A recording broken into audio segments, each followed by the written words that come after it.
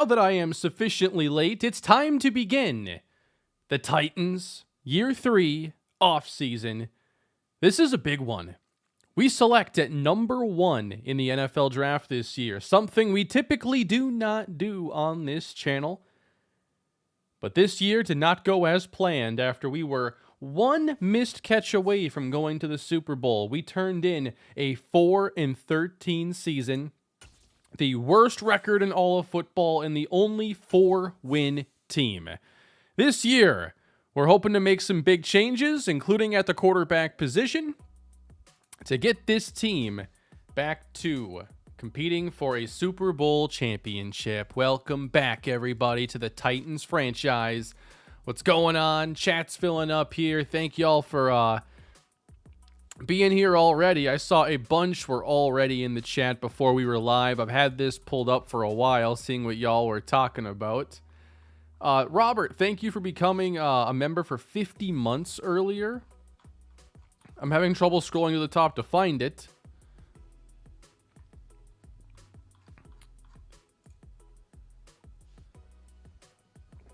So we have the full off season coming your way today, and then I'll be doing some streaming throughout next week. I'll be doing both preseason in this series and spring training in my A's franchise. So it just so happens they're going to be at the same point for each season. And tomorrow is going to be the A's off season. I've already recorded it. It's not going to be streamed. I wanted to get it done ahead of time, so that we could get on to streaming here soon. I'd like to be on top of things for draft week, because that's notoriously a very unproductive week for me, as I'm sure it can be for many of you.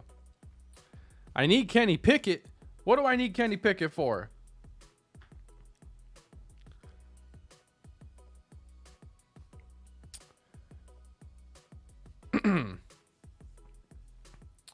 Have I ever considered, when the new NCAA game comes out, doing a slow sim college series and taking those players and making a slow sim using the prospects in Madden? Haven't thought that far ahead as far as what I want to do on the next NCAA game, but that should be summer of 24. Vlad sends a super chat saying, wide receiver at 1 is terrible value, especially with Sexton and Bynes. Take your quarterback, use the second to build up depth on defense. No need to be flashy now. Of course, he's referring to Trayvon Randolph, who is many of our favorite players in the draft. Randolph is 6'6", 230 pounds, with dominant athleticism at that size. Randolph looks like he could be the next Calvin Johnson. But of course, there's only one football to go around. We do have Devian Bynes, Sal Sexton, Derrick Henry, at least for now. We'll see what happens. I'm seeing some stuff on Twitter that he's possibly been traded, but I haven't heard it from one of the top dogs yet, so I don't know. Appreciate the super chat there, Tracy Boy and Trig. Can we see the sliders, XP sliders you ended the season on? Yes. Draft somebody from Michigan State and I will be happy. We'll see. I don't know if I have anybody from Michigan State on the board right now.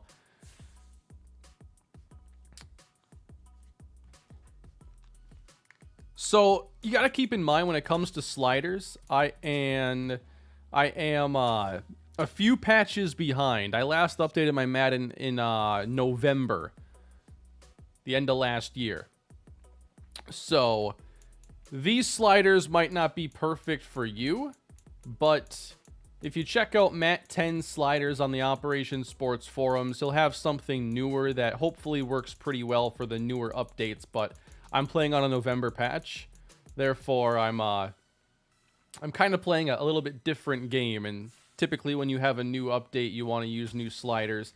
The XP sliders I'm on, though, are currently this. And I'm continuing to evaluate and make changes, but that's what I've got for you right now.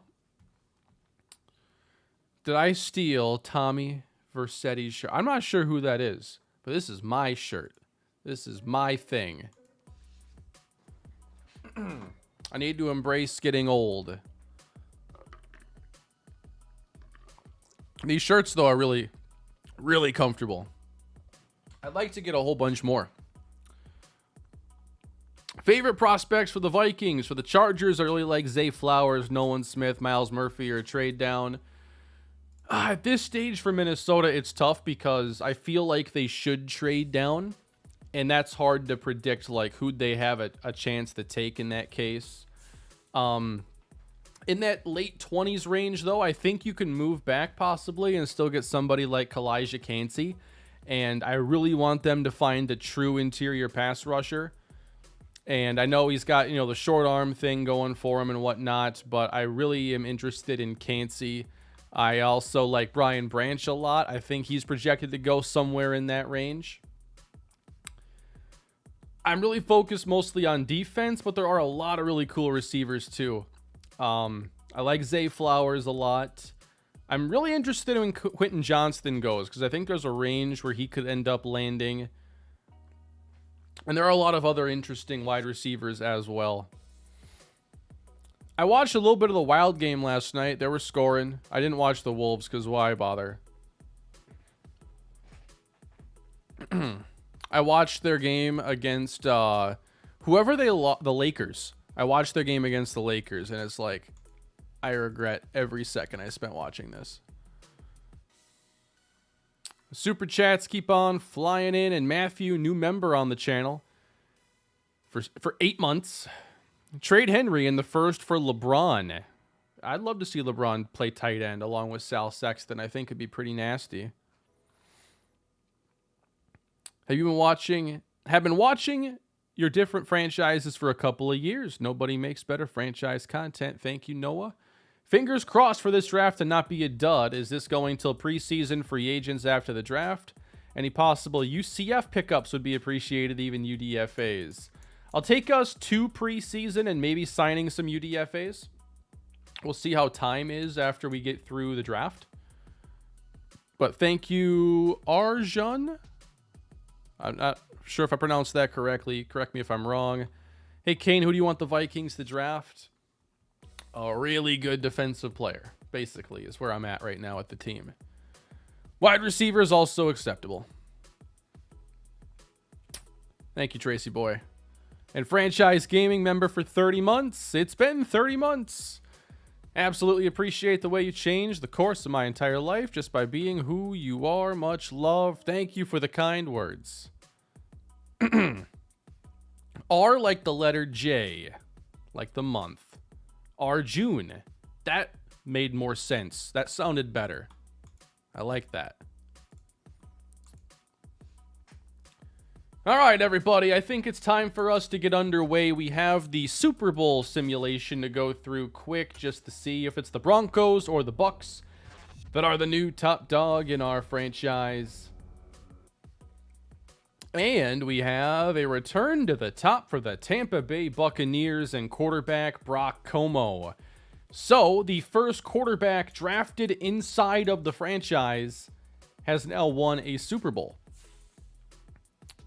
So, the Bucs began this series after Tom Brady moved on by selecting Brock Como, I believe, as a first rounder, and that has already paid off for them. He's taken what's left of Tom Brady's Super Bowl team, and now he's brought the Bucs a second Super Bowl in this same window after being the 25th overall pick in 2023. That's a good point. Why would we draft a receiver at number 1 when we just had the worst defensive season of all time? I think I want to see what we do in free agency first, because I'm not 100% on Randolph. I do like him, and I feel like he's probably the best player in the draft. But I see that same logic where it's like this defense was that bad. You have blue chips in this range as well. Why not Tim Bishop instead? Bishop is freaky. He's 6'6", 279. He plays on the edge. He's going to have very good athleticism and elite size. With A power, B block shed, B play rec, A tackling. The kind of player that could play inside, outside, just like Rashawn Gary, and give us ultimate flexibility. And also make a player like Jeffrey Simmons potentially expendable. You should draft a receiver with the first, then trade up with the 3 second-round picks you will have to get your guy. I don't know if they fixed the mock draft 100% accuracy, but you shouldn't look at it. Go by mock draft 4. It's interesting, though, if I pick at number 1 and I don't take that player, because then it causes like a domino effect where everything is going to be changing. Tim Bishop equals Tyree Wilson. I think that's a pretty solid comparison when you consider the freaky like size, speed profile. Get rid of Penning for a bag of chips. Draft Randolph and Marcus Patrick. Sounds like a W off season. Are we all hating on Trevor Penning now on the team? Hey Kane, not sure if you talked about this already. Just joined now, but what do you think about the Henry to Eagles rumor? It sounds terrifying to think about Henry with Jalen Hurts at quarterback and the potential for option and just more things to worry about running behind that line. Him, Bijan Robinson, both outcomes are pretty terrifying to think about.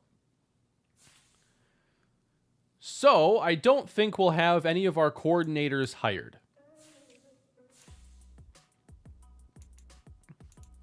Doesn't seem like it.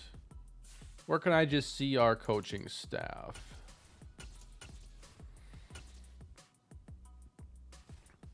Yeah, we got the same coordinators, and I'm okay probably. Well, you know what? We're changing to a 4-3 defense. Let's fire Thomas Quinn, which makes it like our 3rd fired coordinator of the series. I'm moving to a 4-3. Let's find a 4-3 defensive coordinator. Even though I can call whatever playbook I want, let's just find a 4-3 if we can find the talents to go with it. Hopefully something decent at least. 46. Ain't no team running the 46. Why is that even an option? Bring back Mike Vrabel is an interesting option too. The fired head coach coming back as a coordinator is not something you see very often. You got Bill Summers as one choice. Ooh, Ian Alexander, 5-3. That might be tough to beat. Yep, it's going to be Ian Alexander. Let's turn these Titans around. That's what I'm talking about. Dak, how you doing? He's going to help out our block shed here for defensive tackles and everything from day one. Yep, bring him on. Ian Alexander. Hayden Jean-Charles. He would have been fired so long ago in this series. Oh my. I don't think he would have made it to our first win in real life. I think he would have been fired in year 1 after like an 0-8 start or something. That Packer game would have gotten him fired, I think, in year 1. I remember the bad ones especially well. So the next thing I wanted to do was take a look at regression for our older players. And Derrick Henry is down to a 95 overall with superstar development. A lot of people think we should look at trading Henry, and I think that you can easily justify that when you look at the drop-off in production this year. Derrick Henry only averaged 4 yards a carry and did not have the same big play upside that we're used to. He only had a long run of 23 yards, which just sounds impossible. You go to so many games earlier in the franchise, and he was ripping off that weekly. 1,700 yards the year before. I know he had more carries, but still. He still broke tackles, but we're seeing the decline. My thing is it's easier to make the move when you've actually found guys to replace him, and I find that to be extremely difficult. Jeffrey Simmons, no regression. Autry's down to a 69. Gino, a 53. Joyner, Ryan, probably not coming back. Jawan James. A lot of veterans that were just signed in season. Adam Kane, 31 years old now. Lost 6 points.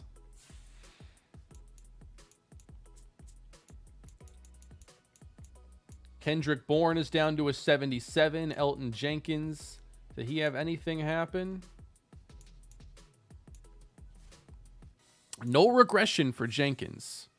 How is Rashad Polite going to be used for the upcoming year? I'm thinking, like, when the Chargers had both Melvin Gordon and Austin Eckler, I see Rashad Polite as Austin Eckler, where he's really in there to catch passes and maybe get the occasional carry, but really it's receiving back stuff. Are there any decent options in the free agent class instead of having to build so heavily in the draft? I don't know yet, Arjun. I'm not quite sure if we're going to have the best options defensively. But I feel like, you know, if we can't go make that big upgrade in the free agency for defense, be it a linebacker or something for the D line, like it does get tougher than to justify spending the number 1 pick on another pass catcher. So we're still in staff week here. I don't think we're quite where the retirements would end up happening. Let's get to it. It's easier to go running back by committee if I can find a committee, and right now I don't know what the options would be. But why don't we check out the very first mock draft of the offseason, mock draft 3. They have us taking Terrell Parker number 1. That is probably not going to happen. As much as I like Parker, did he really go up 29 places? Is that 29 places on the big board or 29 places just in the mock draft? Tim Bishop, number 2. They got Sammy Barden, Marquise Cone, Duke Bowie. They got Randolph going here at 6. Josh Holcomb at 7. The quarterback that I've really been liking a lot is going to be going in the 20s. Brian Nava all the way down here, maybe? And Kerry Farrell sneaking into round 1 now. So that is new. He was not going in the first round in the previous mock at all. He's on the top of your board? He might be. I got Randolph up there. If you trade Henry, I won't forgive you. I'm being pulled in so many directions here when it comes to what to do with Henry, what to do with the number 1 pick. Appreciate the super chat there, Bailey. Trade back. I'd probably look at the options, but when I have a chance to come away with an elite caliber player, I don't think I'm getting a similar player at 6. You know, think about the Bears trading down from 1. It took getting DJ Moore, a proven, you know, top 15 caliber receiver, to pull that off, because they're not getting the same kind of player at 9 as they will at 1. Retirements. Jordan Hicks, wow. One of my free agent targets retired. I was thinking about picking up Adam Thielen to play the slot. It was an option, but not now. Logan Ryan retires, J.J. Watt, Cam Hayward.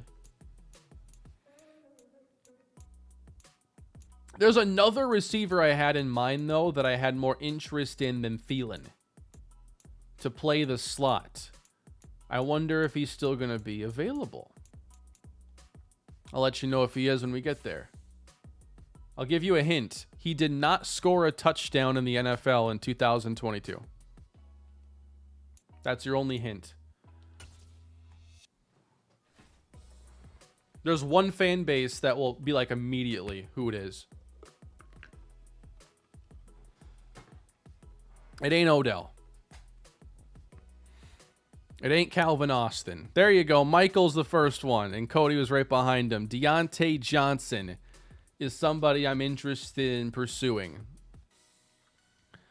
A lot of people said Jacoby Myers. I'm pretty sure Jacoby had a few touchdowns last year. It was 2 years ago that he did not score a touchdown at all. Jacoby Myers last year had 6. And also should be credited with giving the Raiders a touchdown on that backwards pass. Kenny Golladay was my guess. Oh, no. So, Kyron Johnson I was interested in bringing back. But I don't know if he's interested in actually re-signing, and I'm not going to boost the offer. So I'll come back to him later. But I thought he actually played pretty well down the stretch Brandon Smith, I would like to sign you.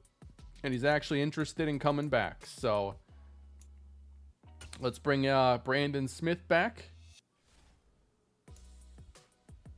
I'd love to have Matt Gay back on the team, but I don't know if he'd be wanting to come back. I might have to tag him. Kickers often get the franchise tag. Justin Jones will let him go. Ola Adeniyi will let him go. Like, so many of these guys that have no interest, I'm not even going to bother with an offer. Monty Rice, Chris Jackson. As soon as we were no longer viewed as a playoff contender, we now have like a much tougher job getting free agents interested in. So that makes the offseason even more challenging because sure, we can target somebody and say we want them, but this is the uphill battle. Like, you can offer 20 million more than another team and still lose on guys. So now that we're underdogs, like, free agency isn't for us as much. Unless players only want money. If you haven't already done so, please drop a like on the stream. We got over 1,000 in here. It's April. We're still playing Madden 23. Having a good time in this franchise. Gonna let Byron Bentley go. I think I like Phillips more at this stage.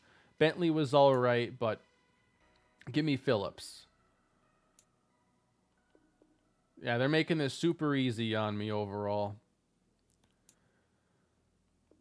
Julius Chestnut, gonna let him go. Haven't seen him much since the first year of the franchise.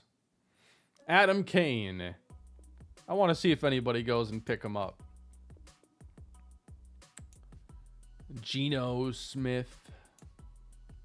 A couple players I want to put on the trade deadline or the trade block as well. We're pretty much done here. I could franchise tag Matt Gay, and I think I will do that. We got a kicker. Possibility of signing a quarterback. I'm pretty sure Trey Lance will be available, and that is the interesting one because he has the mobility, better accuracies than Malik Willis. I still think he has a lower ceiling, though, because he's already going to be a few years into his career and like a 79 overall. So he's solid. I want to add a couple players to the block. Randolph can be a good value at number 1. Bynes and Sexton are injury prone. You have no receiver depth, and this is a poor receiver class overall. Yeah, I think having just a bunch of options would be really nice for us when you consider we've taken a chance on some injury prone players. And it just doesn't hurt to have a bunch of really good young pass catchers to make a quarterback's job easier. So the first player I want to put on the trade block is going to be Treylon Burks, because I do not see us going into next season with him as the number 2 receiver. Entering final year of his deal, I'm not picking up his 5th-year option. I guess I can't add him to the block this week. Cut Willis for realism. He'd demand a release. It's an interesting idea there. Thank you for the super chat. Do we cut Malik Willis? Give him a chance to land somewhere else if he's not going to be our quarterback. I will agree that, typically quarterbacks do get released if they want to, or can we maybe think about a trade? Would anybody offer for Malik Willis? And then I do want to put Treylon Burks on the trade block. And I will gladly accept, listen to offers when it comes to Jeffrey Simmons.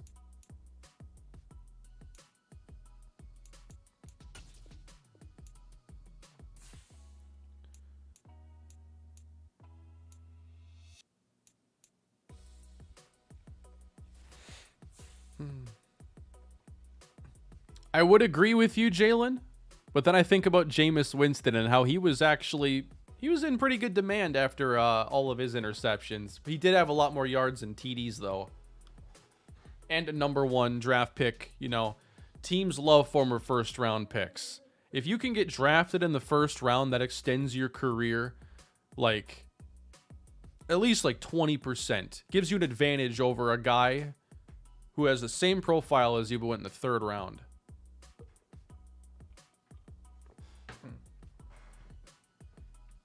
Ooh, combine results are in, and we have free agency. I want to check the combine. I never just check this stuff here a whole lot in the very beginning. What'd you run, Trayvon?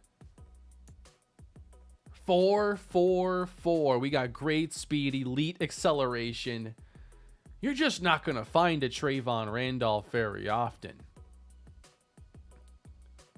Special player.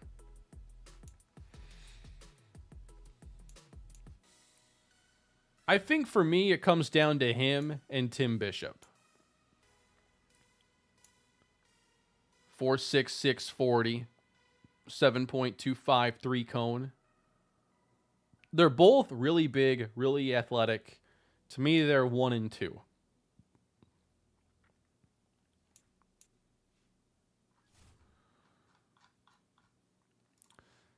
I do think Trayvon Randolph has a chance to be generational, yes. I also wonder about Bishop's chances.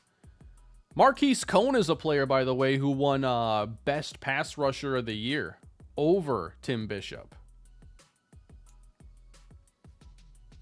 Something else to keep in mind.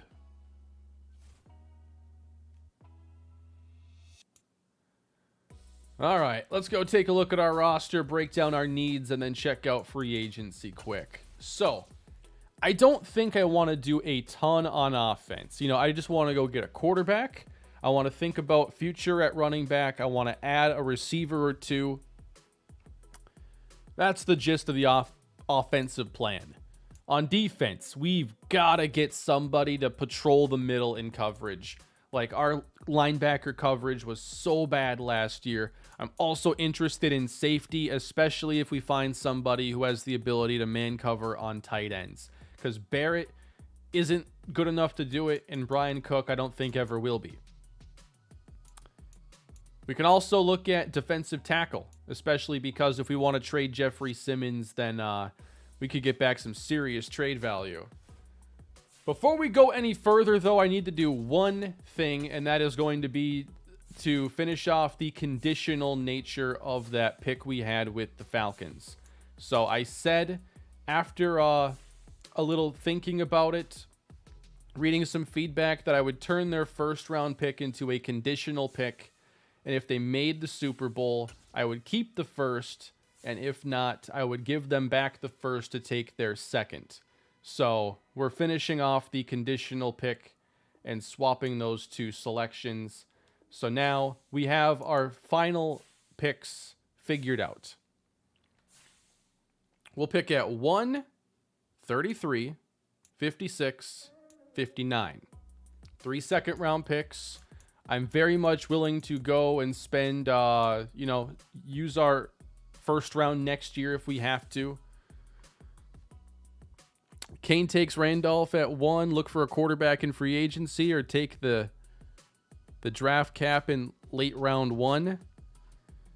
Yeah, I think that the trade Randolph and move up for the quarterback is going to be maybe the consensus way to approach this offseason. It's what I've had in mind too personally. Kane, just want to thank you for your consistent posting. Any thoughts about bringing back the Rebuilding the Worst Team series on the 2nd channel? It'll definitely be coming back at some point. Right now, with MLB being so new and the series doing so well over there, that's going to get my focus. But there will be more in the Worst Team rebuild. That's going to be something I think comes back often. Appreciate the super chat there, Jerome. Cool stream, very good stuff. Take a look at Chris Clemens' combine performance. We'll check out Chris Clemens, and we'll check out free agency after that. Although I do not know what position he plays. Chris Clemens. Anybody remember? Glad I can finally catch one of these live. Been watching your channel on and off since I was... Sorry, I got distracted by another comment. That said I had to check out Nava's combine. That's true. Glad I can catch one of these live. Been watching your channel on and off since I was a teenager, and I'm in my late 20s now. That is incredible. So many of you have been here for the long haul. I think he meant Simon Clemens. Yeah. Let's go through quarterback combines quick. Josh Holcomb, 6'4", 229, ran 4.81. Solid speed, poor acceleration. So I think that's enough speed to like go scramble for a first down on 3rd and 4. Can't pass up on a likely generational talent. That's exactly how I feel. It's like extremely hard. Although I think like both Randolph and Bishop are like neck and neck. Nava, 4.77. Officially, Brian Nava is a little bit better with his legs than Holcomb and has elite throw power to go with it. Better acceleration, barely. Solid speed. And the speed on Holcomb, was that solid or decent? It's solid as well. Simon Clemens. I'm guessing he ran like a 4.5. Nailed it. I think we have to do our homework a little bit here on Clemens.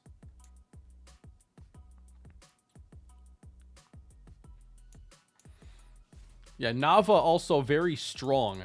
Kerry Farrell now projected to go late first round. 4.68. Okay.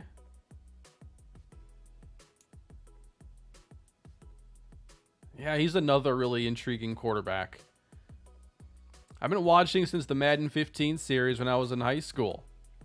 About to start my master's. Crazy how time flies. That's exactly right.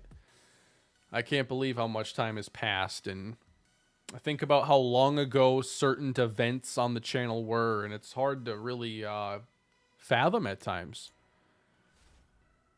So yeah, I think all 4 of these quarterbacks are very interesting. Nava over Holcomb, and then Clemens is also really intriguing because of his like really good athleticism on the highest end in this class, and then Kerry Farrell, one of the more well-rounded when you consider his mobility and the fact that he's got B accuracies across the board. Man. Quentin Bush, don't sleep. Quentin Bush. He is a statue. He has lower accuracies. I can't do it.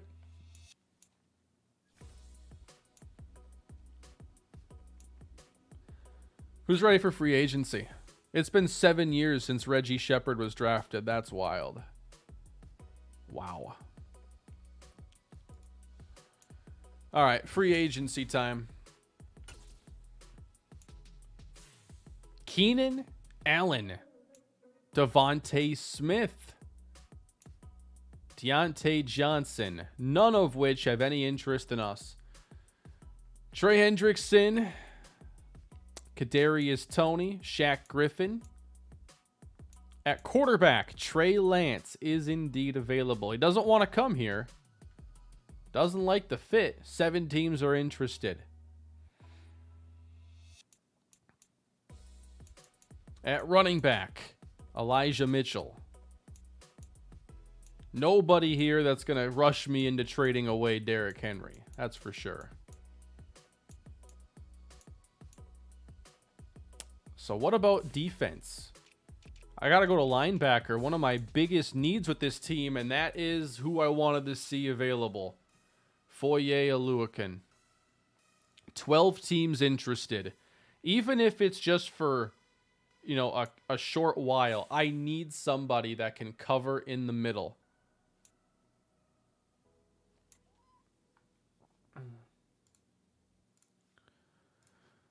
He's got the speed. Ooh, he's losing some of his coverage ability, it looks like. It's down to 67 with 68 man.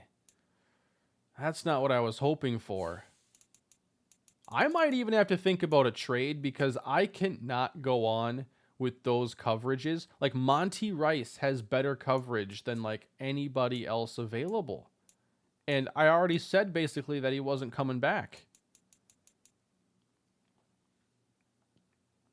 I need some coverage at linebacker. Who can we make a move with? We're not even looking at free agents now. We're thinking about a trade.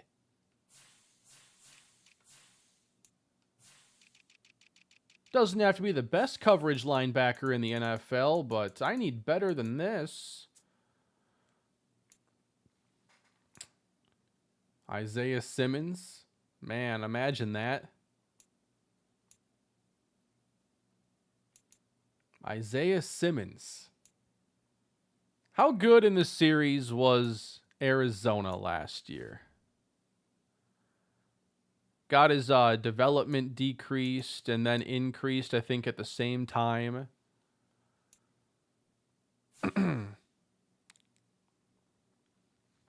Yeah, I can move the face cam down. I don't know. Sometimes it's hard on these games to figure out where it should be.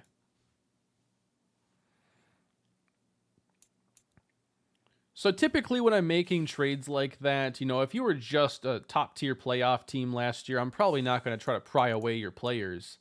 But Arizona, what'd they finish the year? 8-9? Mid-tier team? If we were to want to go bring in a player like Isaiah Simmons, what would it potentially cost us? Because I badly need a coverage linebacker. I don't trust the draft to supply it. This team needs a D tackle. How badly do they need a defensive tackle? I'd say pretty badly. They don't have one. They got one of the worst D lines in football right now. Go grab Roy Harrison Jr. and position change. I don't want to resort to position changes quite yet. I want to find someone who really fits. And I like Isaiah Simmons. Now, this is going to take a lot to get him, I imagine. Terrell Riddick and Cedric Samuel, or a 2-3-4 combination. A 2, 3, and a 4 is interesting. We have the extra seconds. We have to think about, though, what we're doing at number 1, what we're doing. Yeah, we have to check out his contract, too.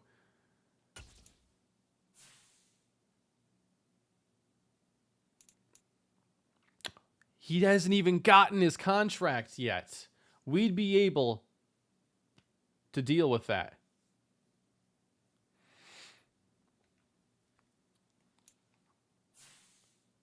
He's going to make the run D worse, though.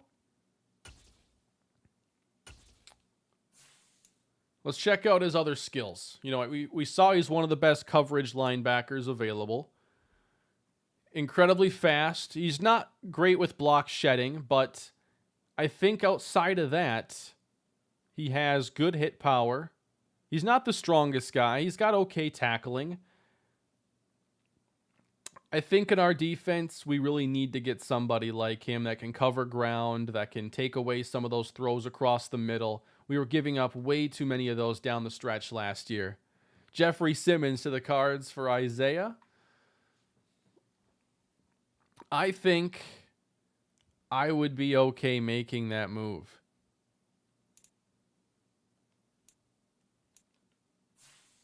Jeffrey Simmons has been pretty disappointing for us in this series. Like, if you looked at his highlights, he looks like the best player ever.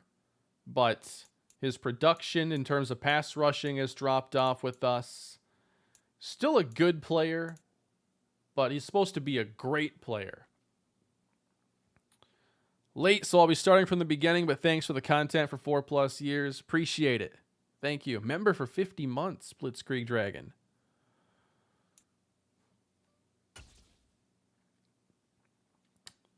We would be acquiring our greatest need and giving them their greatest need. A 93 for an 83. They have anybody else that I might want to think about?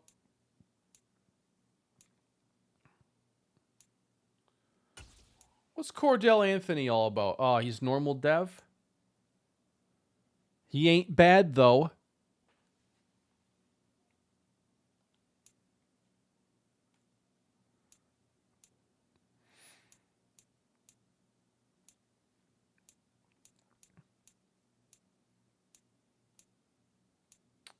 What else you got? Ooh, safety. Buda Baker. I can't be taking their whole defense from them, but man, Buda Baker would be interesting.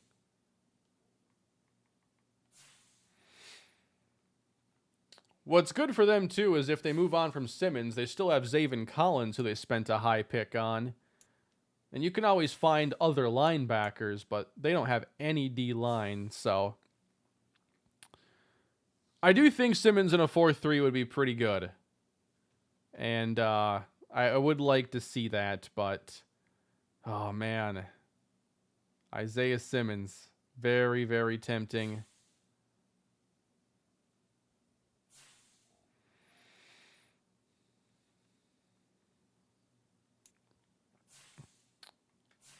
So the one trade offer they did like was a 2, a 3, and a future 4. Which I don't think is bad either. Man. But if we trade away Jeffrey Simmons, does that make you start to think a bit more about Bishop at number 1 instead? It's a really good D-tackle class. Like, if we were ever going to replace Jeffrey Simmons, like, this is the year. And Bishop isn't even a D-tackle. So I broke down a lot of the defensive tackles earlier in the draft show episode. And I ended up with like 1, 2, 3, like 4 first round options I liked that weren't projected to go super early. Bishop might be able to play D tackle.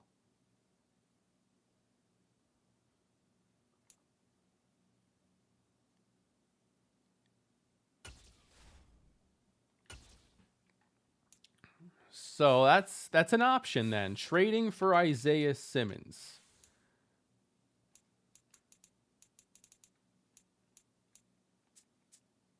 Any other D tackles available that could help replace? You got Javon Hargrave if you want mostly pass rush upside. Would be interested in coming here.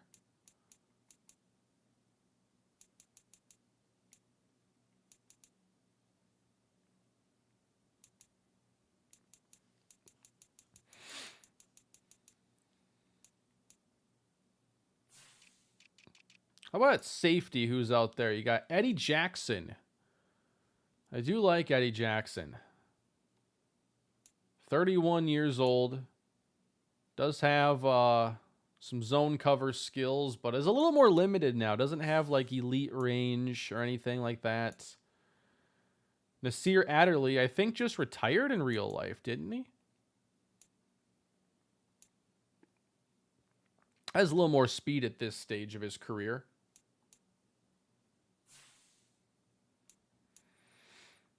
Hey, Mark, becoming a new member on the channel. Thank you. Appreciate that. Every month I do a channel member live stream, and I think that the one for April will probably be next weekend. Tracy Walker. If I just sort by zone coverage and look at the speed, you got Adderley as an option. Caden Stearns, Marquise Blair. Blair also comes with 70 man. Quandre Diggs has a little more hybrid skill set to him. What about that strong safety? Ooh, Jimmy Ward. Adrian Phillips. Ronnie Harrison.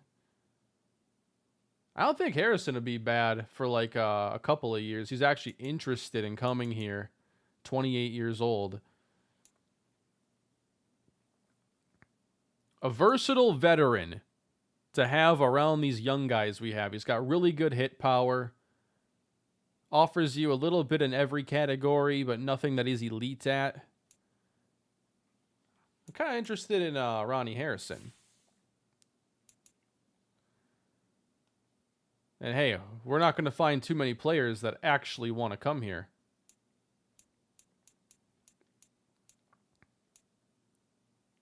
So like 2 years, 10 million. Puts us in first place there. I do want to check out receiver again because I wanted to see who was actually interested in us. Kadarius Toney, although I don't know. Yeah, he wouldn't be a bad fit in the slot, honestly. He's got the short route running. What kind of money is he looking for, though? 11 a year. And 2 teams already interested. I don't think I'm willing to give him the contract.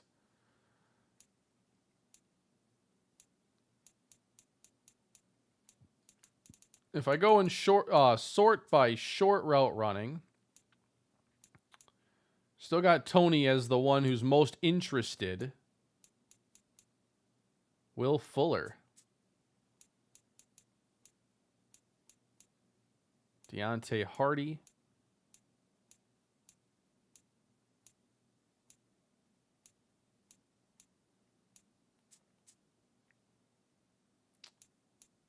I did like the idea of Deontay Johnson a lot, but he's getting a lot more interest than I would have expected. That was Devontae Smith, yes. Looking for about $20 million a year. Would definitely be a great player to add. The issue is that he has no interest in us. Doesn't mean I can't try to bring him in.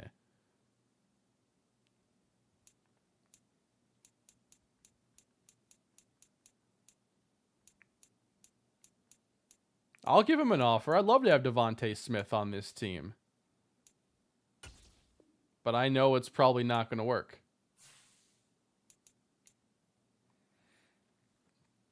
Doesn't mean we can't try. So at this stage, can I see some ratings? Or not if I've already offered? Does that go away if I've already offered? Yeah, because triangle becomes withdraw. Weird. Yeah, Devontae would be great. What if I got Daniel Jones? That'd be right back here next year.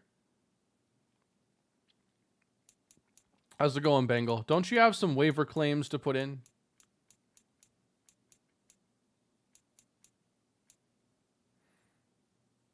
What was I trying to offer before? 4 years, 80? Or what was I at?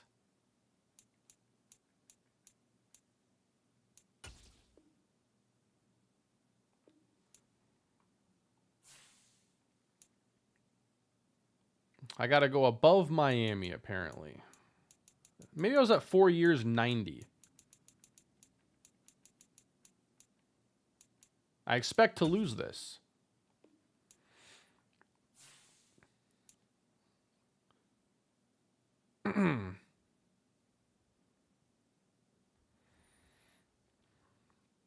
Summary so far, I haven't made any big moves yet. I have a few players I'm targeting here. You know, we're going to try for Devontae Smith, expecting a failure. Ronnie Harrison, though, we don't have great safeties right now, and we have some really young guys, too. So just get me a guy who's all around all right, and we'll find a role. Might end up working out a trade for Isaiah Simmons. That's I wanted to find a coverage linebacker. Free agency doesn't have great chances, so I might have to go make something like that happen. Trey Lance has 7 teams available. I was interested, but I think we're going the rookie route. I don't think Danny Dimes is going to make the cut here at 65 overall, unfortunately. 12.8 mil with a 9.5 bonus was the first offer. Yeah, I want to go back to that. It put our name at the top of the list.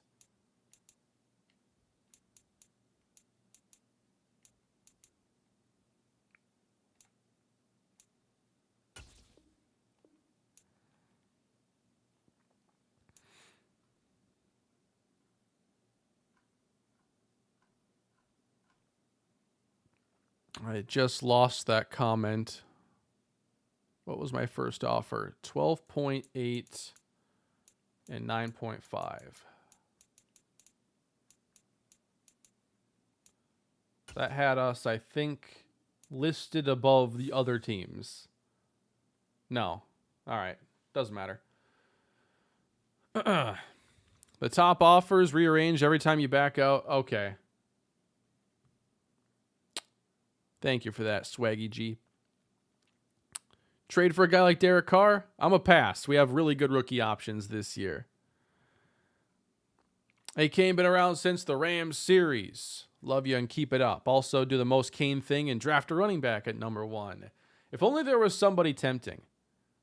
But this year, it's the receiver that's the most tempting option at number 1. Sorry, a 9.7 bonus. I'll keep it where it is. I liked the offer I put out. What's the song I've been using in the Titans series lately? Is it, let me find it. This is in the YouTube audio library called Commander Impulse. If this is the one you're talking about, it's been like the intro song.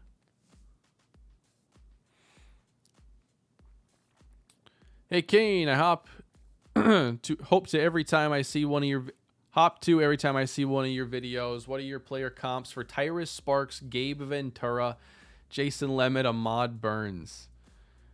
Oh man, I'm not doing historic comps from like the Cardinals and Bucks series. Those are tough. Gabe Ventura though was a unique player because he was like a really tall, lanky route runner. Played a lot in the slot.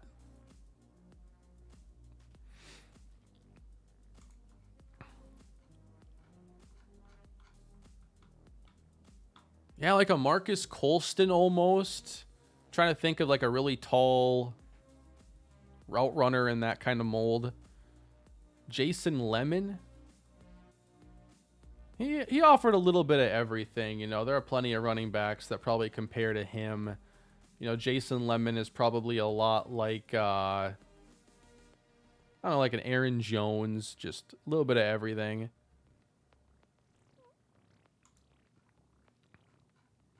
Ahmad Burns, I have a lot more trouble remembering right now.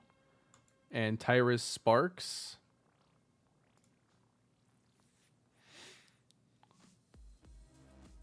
Tyrus Sparks has a little Big Ben in his game. For the sake of the series, you got to outbid Miami by 1 notch. They have for like 4 number 1 receivers already. That's right. Miami has no use for Devontae Smith. But I guess if I back out, this changes all the time or whatever. The order teams are listed. So I have 4 bars. I guess I can get to 5. I can try.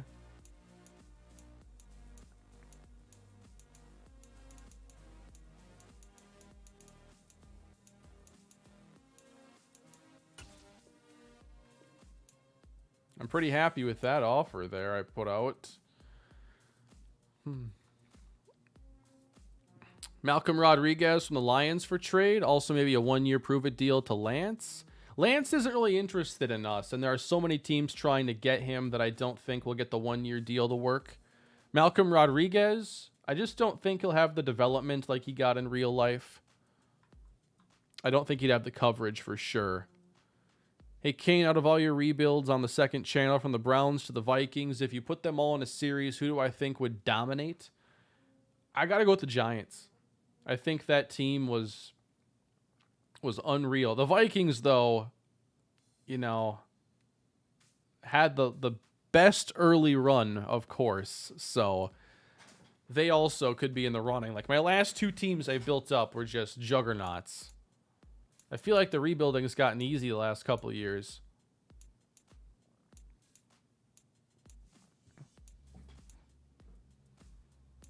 Take a look at old linemen just in case, but I didn't see anything that caught my attention.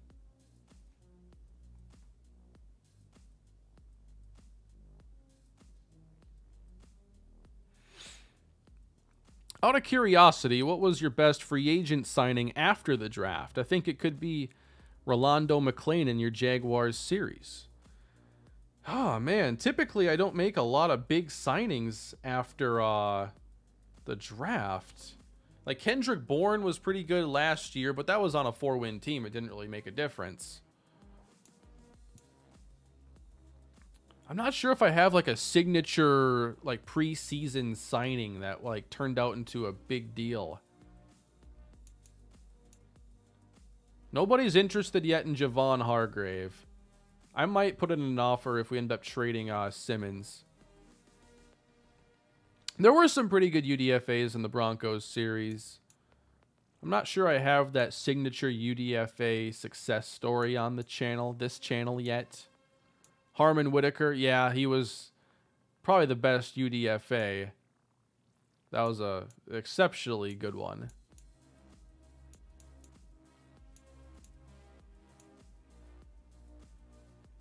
I'm gonna cut the music for now. Pete Werner's available. I might take a look. I do have to find some off-ball linebackers. Pete Werner. I think we could do a lot worse. We've got to add some linebacker talent. Racking up tackles. Showed some coverage upside maybe last year. Pete Werner. I know it's not the most exciting, but he's one of the very few players who are actually interested in coming here.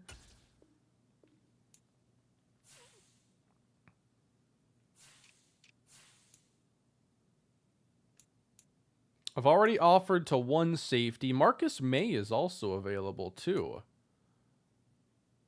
Another versatile option if we want to go that route. He does have 82 injury. That's a little concerning. At some point too, I have to look at a punter because we punt a lot in this series. Why not Eddie Jackson? He lost a lot of his speed. He's really like a center field type safety. And if he still had a little more of that speed, I'd be in. Only has 86 right now, and his tackling is pretty poor. So if he's going to be slower, I need more versatility. Check out Divine Diablo. Yeah, he was somebody that I thought about a little bit. I think I saw him earlier. Was it here in free agency? Yeah. Let's check out Divine Diablo. I saw a comment in the draft show that said that Randolph is that he may look so good because the rest of the receiver class is horrible. I don't think he just looks good in comparison. I think he's actually has a chance to be extremely, extremely good. Yeah, Diablo has some zone coverage for sure. I think that I'll leave him on the board. I should probably compare him to Werner. Do I think Randolph comps well to Lance Adams? A little bit, yeah. I think Megatron is probably the closer one, but very close to a Lance Adams. Yeah, do we like Diablo more than Werner?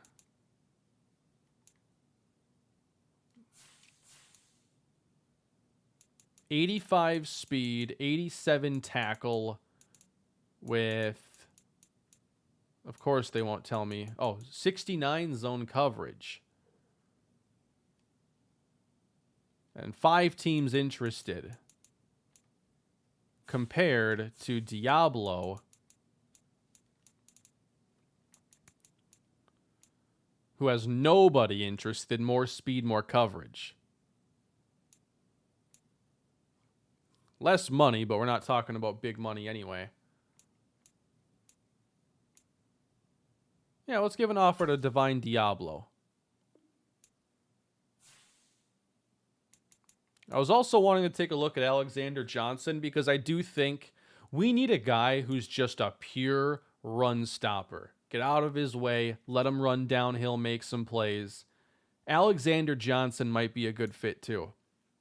So if I just sort this by tackling, and then we keep strength in mind, maybe I'll sort by strength. Yeah, Denzel Perriman. Raekwon McMillan, I had him signed for a short while last year. Zach Cunningham has become available all over again. But I'm looking to see if I can find somebody a little more intriguing. How about Block Shed? Oh, Cunningham leads that one, huh? Doesn't offer a whole lot in coverage.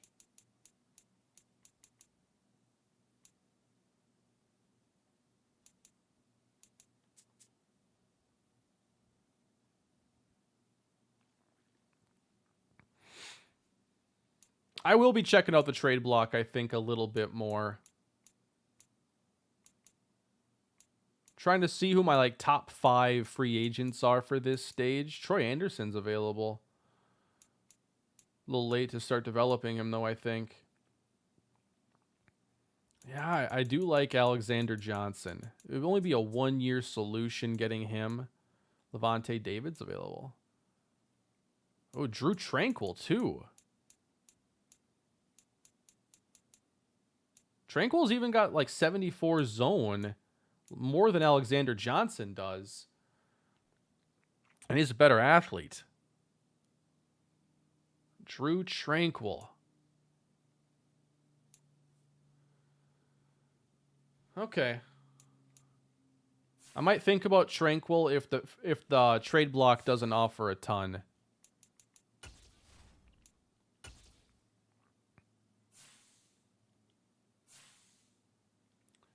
Alan Kirkpatrick is on the trade block.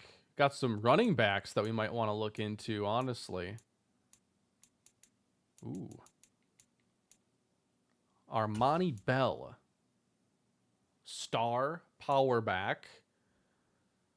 Okay. He's got a little more going on for him than a lot of these power backs I've seen come through.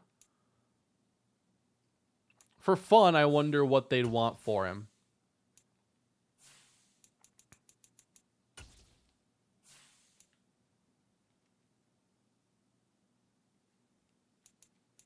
Brian Cook. Interesting. Maybe put that one in the memory bank for later.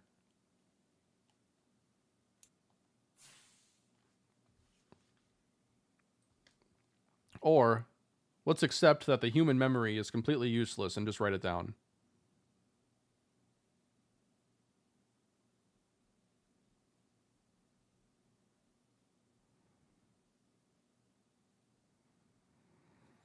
That's a possibility.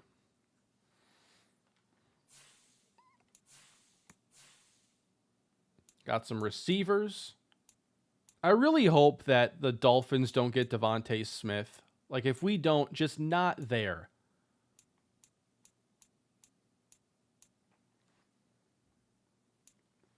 If they get him, I might have to go save that receiver I liked last year, just out of principle. They drafted him to be a 4.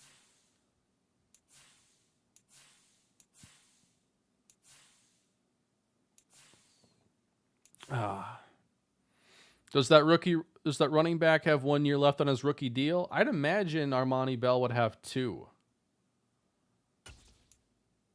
Vernon Moss, run stopper. A lot of players like him out there. Jayon Brown, Nakobe Dean.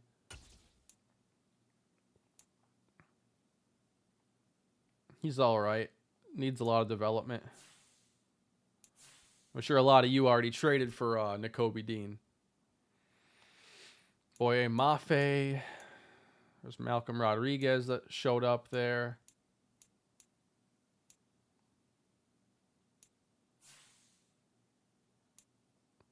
Jaquan Brisker's on the trade block.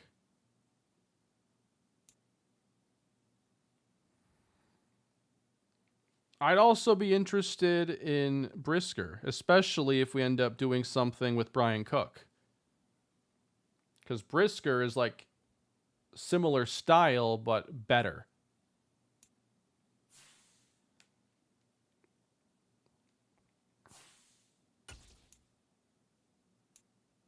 Then you got JT Woods, who's your more traditional, like, deep safety. But I worry about that tackling and man coverage. He's really just one thing is what he does well.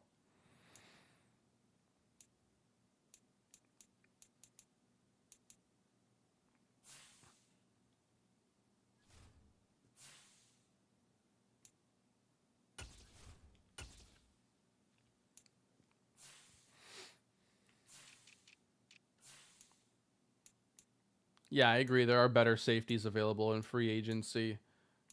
It's just if you can find a young guy with some upside, it's always intriguing. Caden Stearns, only 25. See, if you want just a deep safety to play around with, I might give an offer to Caden Stearns. I just don't know if I do it here because it's the first round and I can only have one more player on the board.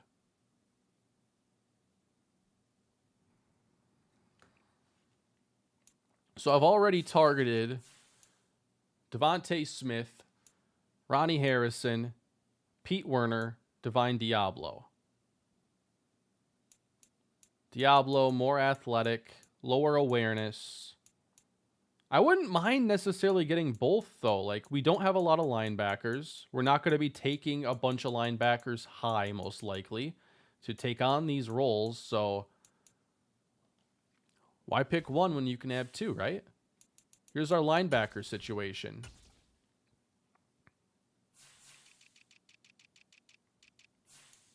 We have Cedric Samuel, who's not a linebacker. He's a pass rusher.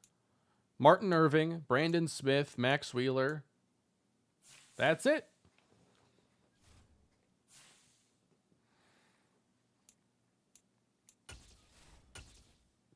I only have 120 million. That's right. It goes quick. That's only like 2 Mahomes.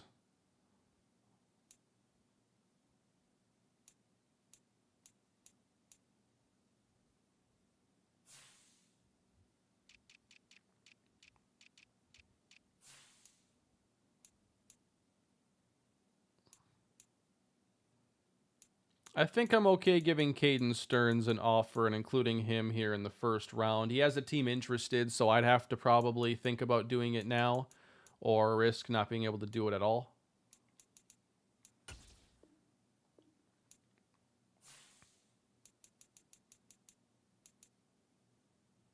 All right. Here are the targets in round 1 evaluation period. Go another bar for Devontae Smith. It's tough to get to 5. Like, I've offered him $90 million over 4 years already.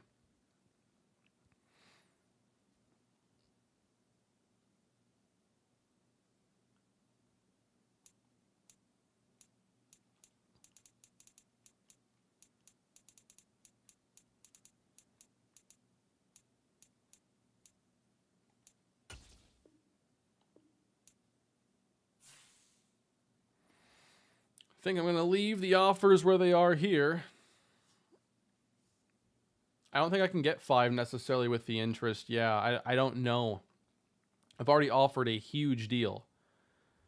Evaluate.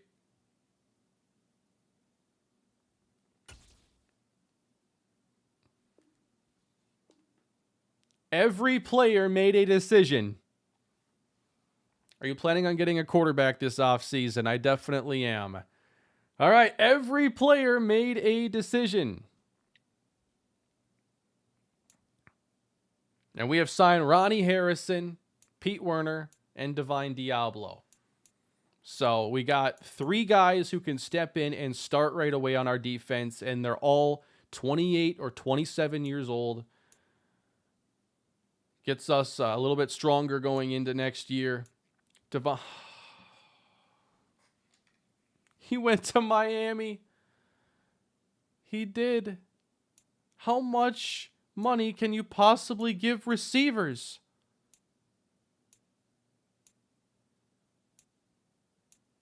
They can't keep getting away with this.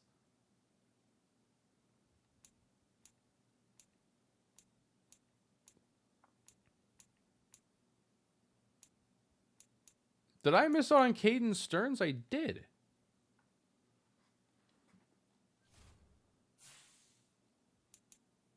You got to step in and do something with Miami. What do you do? They won't stop paying receivers.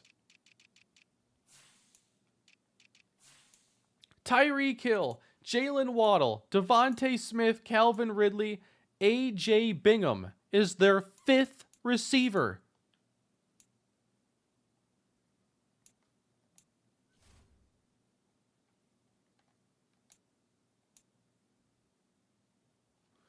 Man, he would fit nice in the slot, wouldn't he?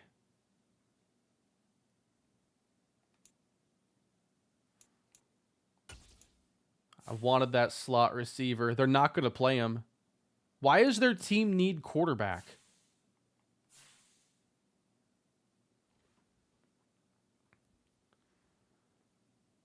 What's your problem? AJ Bingham. Trevor Penning and Hassan Haskins. Or a 2 and a 5. What are your needs? Running back, tackle, linebacker, guard.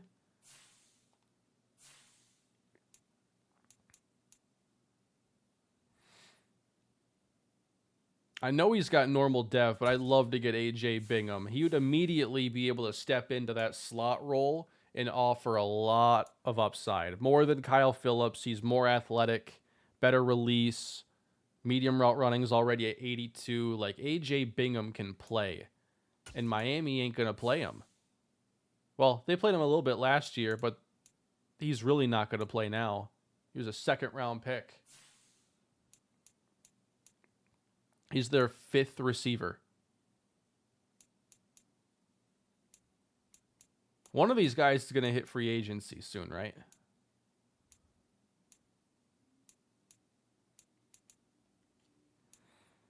So we know they have interest apparently in Haskins. Who's their running back right now? Darrell Henderson. So they want a second running back.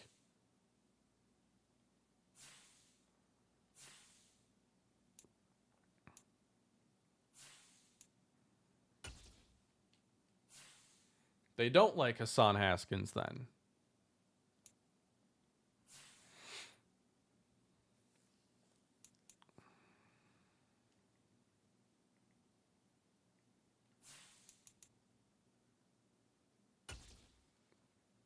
What if I offer a second round pick? What does that do? All right. You can get Bingham for a 2 plus something. A 2 plus Haskins, maybe? If I run it again.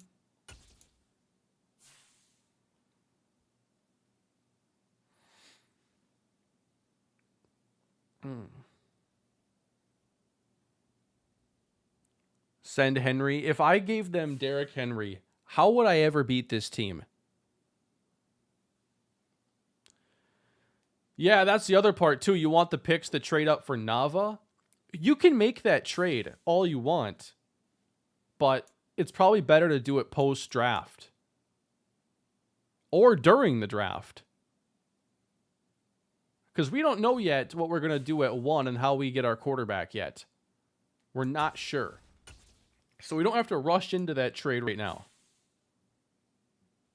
I have no idea why Miami's like this. They behave differently than most teams in franchise, and they've done this for years.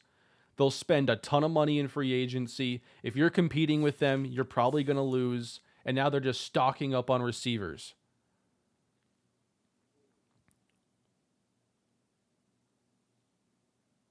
You can undo signings in the transaction menu? Is that really a thing, Joe? I feel like they said that was going to be a thing.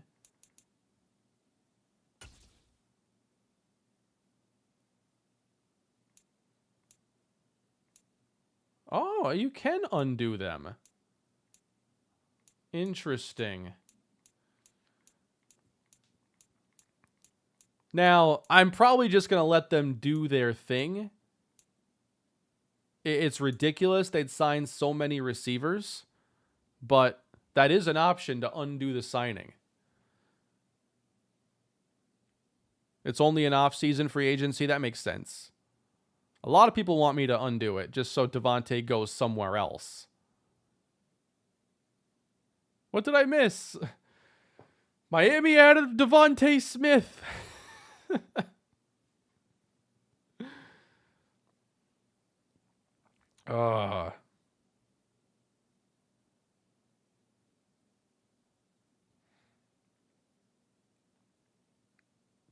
If I were to undo it, I wouldn't allow myself to try to sign him, probably. I don't think I would. Oh, there's so much. 1,500 opinions in here on what to do.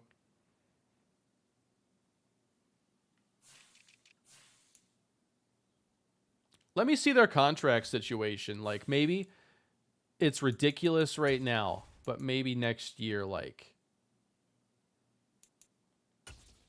Do they have 2 of those guys becoming free agents next year or something?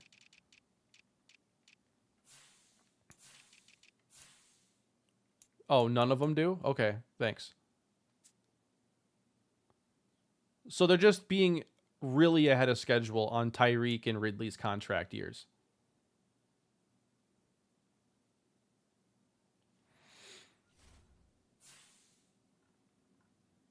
Dolphins getting all these receivers in this franchise, but it's still better roster logic than MLB The Show. The show does some really weird stuff. It almost feels random at times.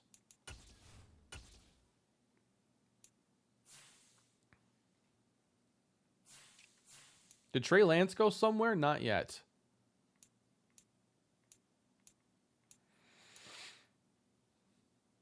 Daniel Jones would love to come here. I bet he would.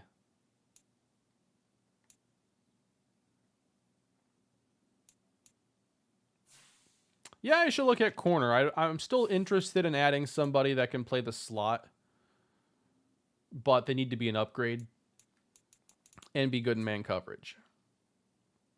Mike Hilton or Isaiah Oliver. Mike Hughes. We got okay options.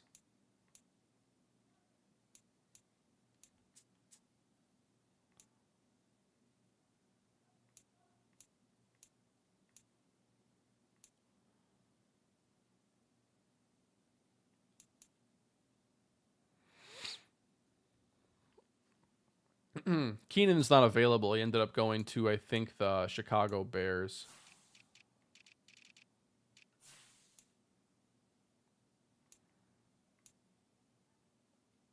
The Dolphins are funny, man.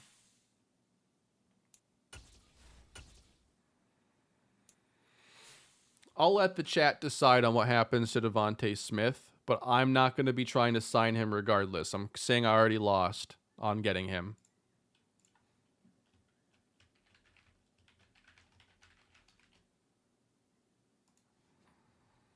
You guys make the call, but I'm not getting him either way.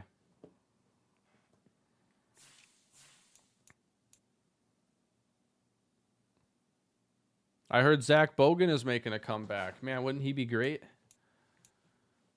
We gave up so many touchdowns last year with all the kick return opportunities. He would have set a record.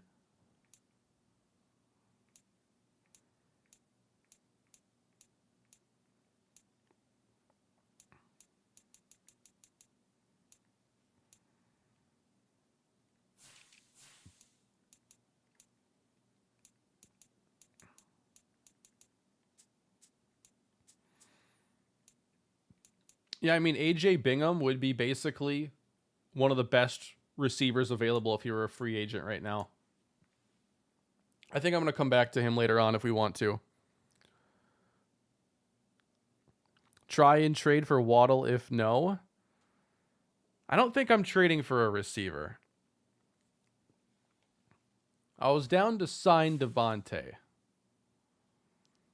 But I don't want to give up assets to go get a receiver like that. I can take Randolph at number 1 if I want.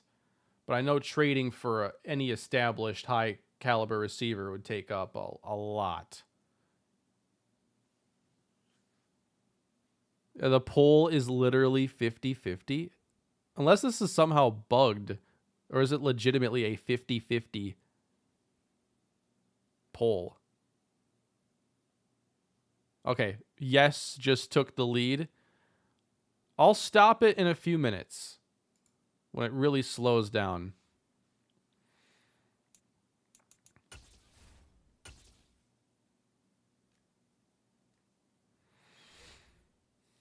Cassius Stevens, that name rings a bell, but I cannot remember the series.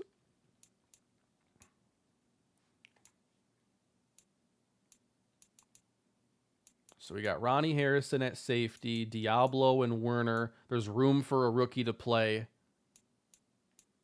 There's also room for Isaiah Simmons. Just saying.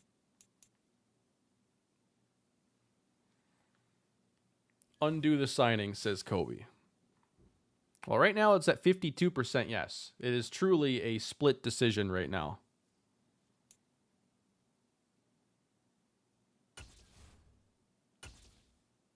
Yep, Fulton got X Factor.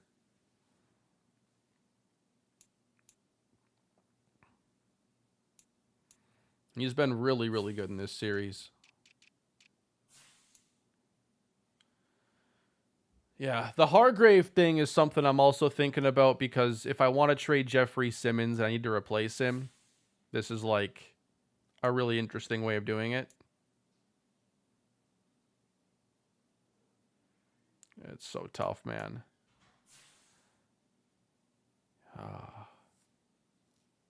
And I can get Simmons if I want with picks too, is the other thing. I need to get through free agency. This is going so slowly. Undo and mess up the whole offseason strategy. They can't get any other free agents. That's the other thing I thought about, like the opportunity cost. Like, what else were they going to do? And, they wanted to go add a fourth receiver. So, I don't know. Need a Matt Pierre cameo in a series eventually. I love Matt Pierre. But it looks like the chat is kind of finishing up on yes here with 577 votes in.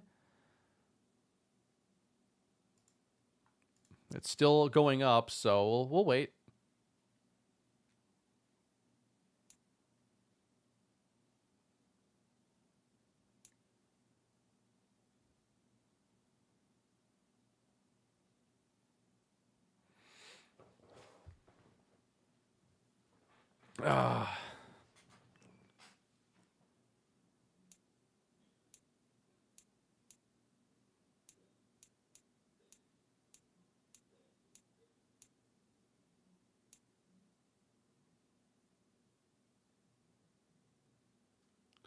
Since you don't have any outside rushers, why not switch to a 4-3? Oh, I have switched to a 4-3.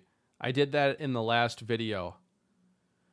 And I do think about like how Simmons would fit into things now, and it's intriguing. Poona Ford, also an intriguing player. How come we don't do custom classes anymore? So when I was doing the custom draft classes, it was with Blackjack handling all that heavy lifting and making the classes for me. And I don't believe he has a PS5, and there's no way to do like cross console downloads or anything. So there isn't a way for me to get those classes without him doing it on PS5. And we haven't talked about it in a while. So maybe sometime in the future it'll return. It was definitely an amazing part of the Broncos series, but I think we have a pretty good thing going on here too. I have to offer to a punter.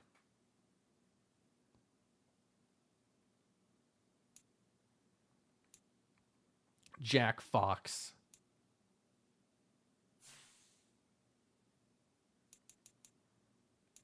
How about a 2-year deal to Jack Fox?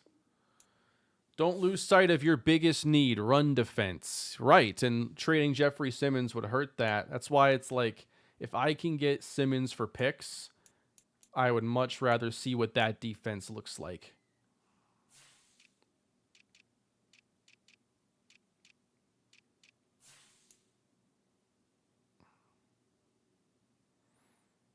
All right. Let me evaluate this. I don't think there's anything else in free agency I'm really needing to do right now. Did we sign him? We got Jack Fox. I also wanted to look at Kyron Johnson, just because he looked, I thought, pretty solid late in the season. I forget what I list him at, though. He's like a 73.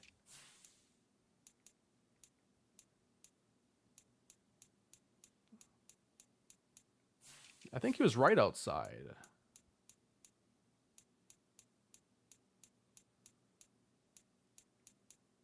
I love looking at 4 positions for edge players. That's really convenient. There he is.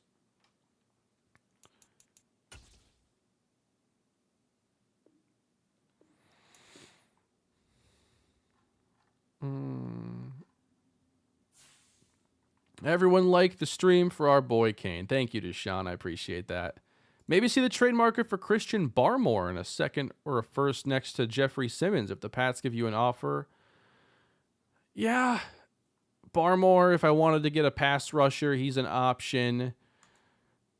It's tough. I think I'm leaning keep Simmons right now. And looks like the poll is wrapped up now. We're at 52% yes on undo, 48 on no. Well, now it says 47. It must be 47 point something. So the chat does want me to undo it, but it's very split. This has actually been kind of a nasty argument a little bit. I might just leave it the way it is. I count for like 5%, right? I mean, Miami's doing something weird. It doesn't make a lot of sense. But what else are they going to do with the money, I guess?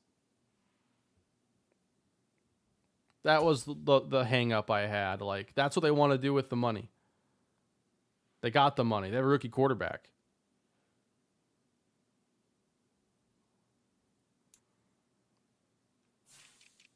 If a guy gets hurt, then it's fine.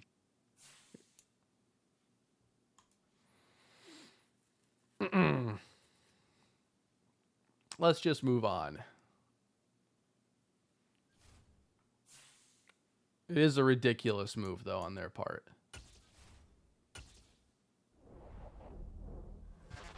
It's also like, if I undid it, I traded for Bingham, and a guy gets hurt. It's like, now we screwed them over, basically.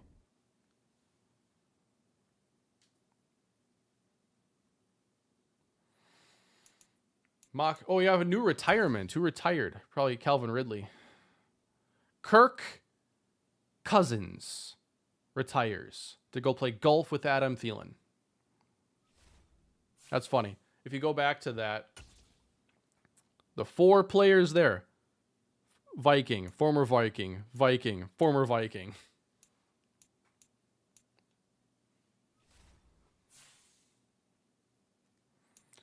Let's see this mock draft. Now they have us taking Brian Nava at number 1. Mel Randolph, Sammy Barden. How? I'm like, did I miss him? They have Bishop going at 7? Randolph to 12? What's happening? I think putting Nava in here has completely thrown this mock draft into a blender. Are you kidding me? D'Angelo Jones and Zamel Randolph in the top 5 over Bishop and Cone?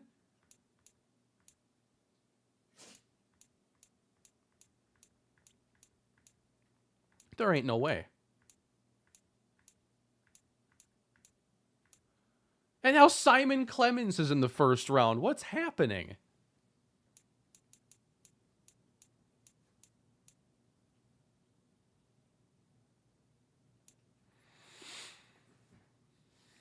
Well, Parker fell because he was originally supposed to go to us. And then, like, when I made that, I guess, not happen, he doesn't go until much later. I know it goes by my board, but consider my board has Randolph on top and then Nava. Let me move. I know we'll see one more mock. I want to see what happens if I have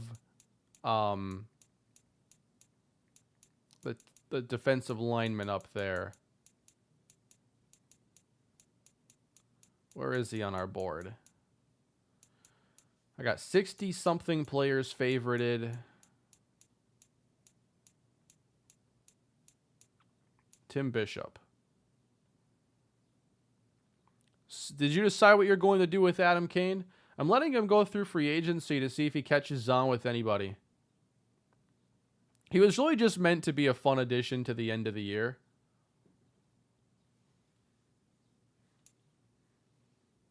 Because, I mean, think about it. We were a 4-win team. We were terrible. Like, how do I keep it interesting? Bring back Adam Kane to quarterback the last 4 games?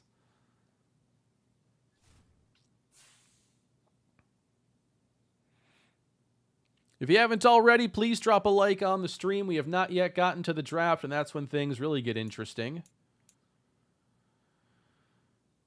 Any other free agents I want to offer to before we move on towards the draft? I guess I'd take a look at pass rushers, but I don't really think so.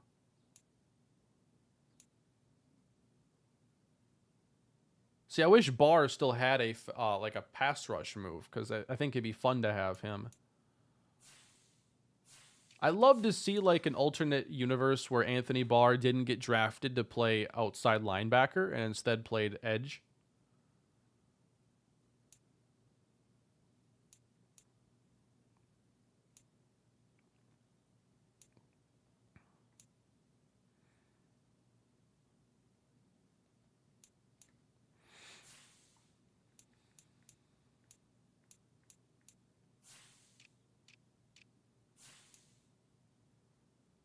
Didn't I try to sign Ebucam earlier? I think I tried signing him in a different series, maybe.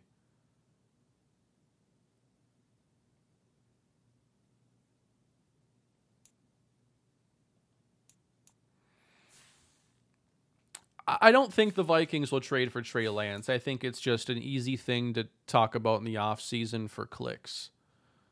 I don't think they actually will. Or that it's like all that likely.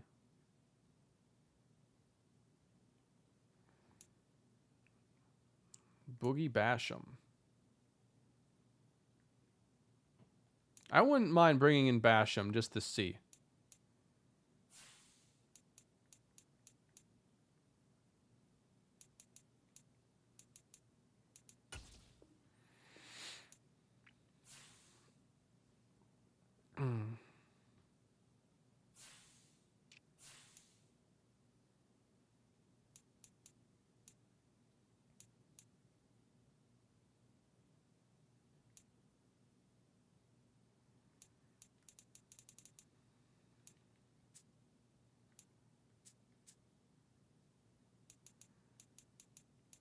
And then some depth behind Simmons. I'm thinking Simmons stays. Shy Tuttle might not be bad depth to bring in.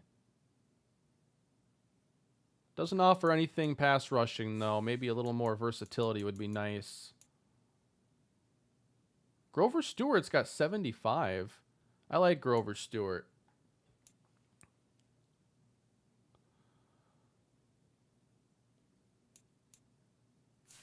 What's the best block shed I can get? 82.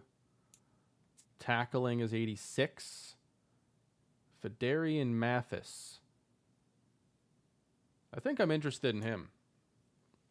27 years old. I think he'd be fine depth.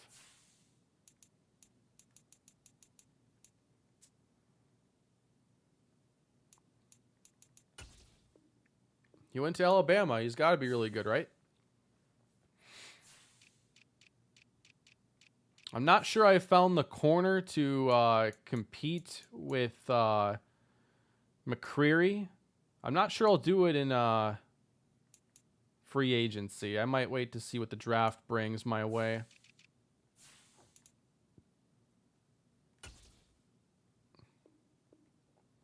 And we did get Fedarian Mathis and Carlos Basham. And we got Kyron Johnson back. So we have focused on the defensive side of the football here in free agency. Nothing splashy yet. Still potential with a trade.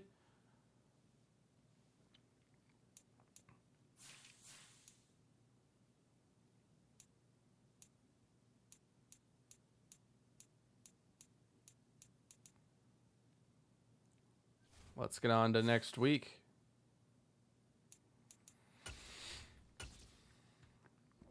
I have to decide on the players that are going to get the last little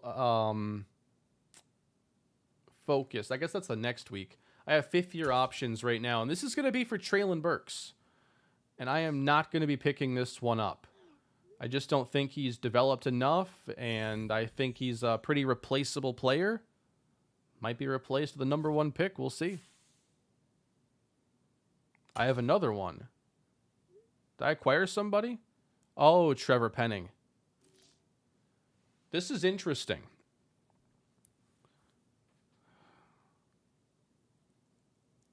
I'm leaning towards no, but not the same kind of no that I was giving Traylon Burks. It's more like a no. I think I could sign you for maybe less, and I'd like another year to see it happen anyway. So I'm going to say no. When have I ever declined 2 fifth-year options in 1 year? And the 5th year, yeah, for a left tackle is huge. He's somebody I'm considering moving to guard. $17 million for a guard would be top tier.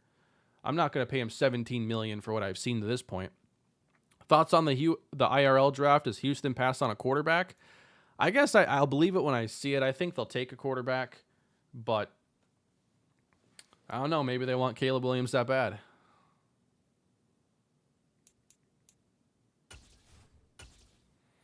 Meet the new Dolphins, wide receiver 6, Traylon Burks. That's pretty good. Do the Vikings trade back again this year? I'm hoping so. They just need the draft capital recouped. They've got to find a way. What I want to see is them ideally figure out or try to get some assets to maybe get your next quarterback. If you trade back, can you get a future first-round pick? Can you find a way to get yourself closer to the next quarterback and then also strengthen your defense in the draft is kind of my focus. But they have limited picks, only 2 in the top 100 and only 1 in the top 80. I don't think I'll have a mock draft coming out this year. I don't think I have the time to put together the video. Holy cow, what just happened in this mock draft? Now it's got us taking Nava at 1, Holcomb at 2. Is he really going to go that early? Holcomb was just being projected in the 20s. I've never seen the mock draft do this. They got Bishop back in the top 5. Parker at 10. Randolph falling all the way to 12. I feel like I need to finish Randolph's profile if I can,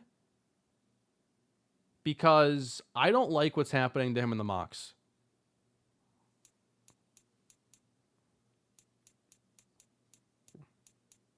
Mock draft 5 tends to be extremely accurate. However, with us holding the number 1 pick, we control how accurate it is. Because if we mess it up with the first pick, then who knows what's going to happen.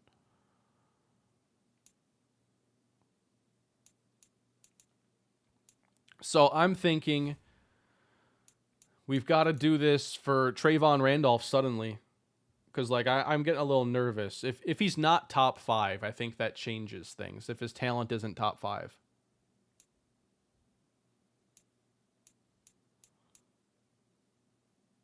Bishop's only 50, and I like him enough to maybe take him at 1.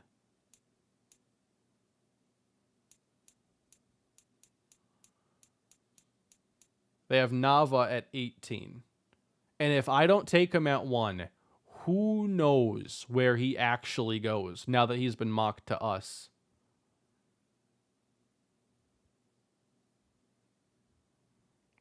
I might just play it safe here and go Nava, Clemens,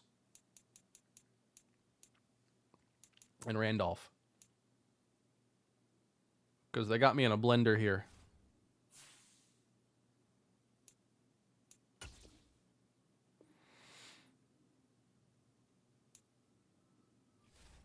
And this is solely to get talent grades. Like, I already think I know what I need to know, but this talent grade, I think I need this.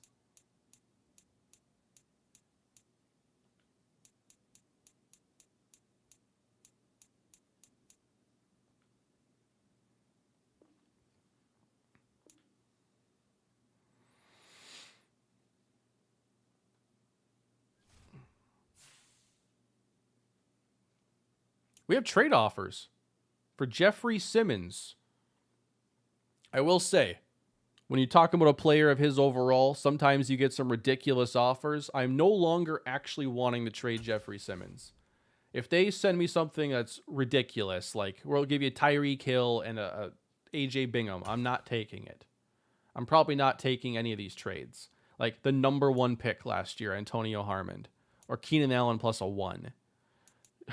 I know what you're going to say. I'm done looking. The trade logic, no. I know what you're going to say. I'm taking him off the trade block.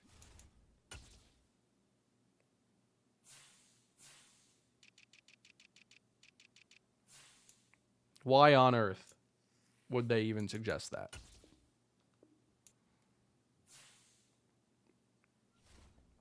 I'm a Viking fan. You know I'd love to have Justin Jefferson, but the series has to maintain a little integrity. A small bit.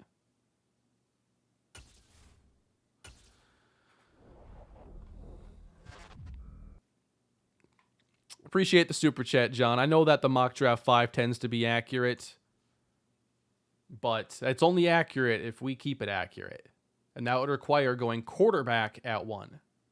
Hashtag fix Madden franchise. Thank you, Rec. We all needed that.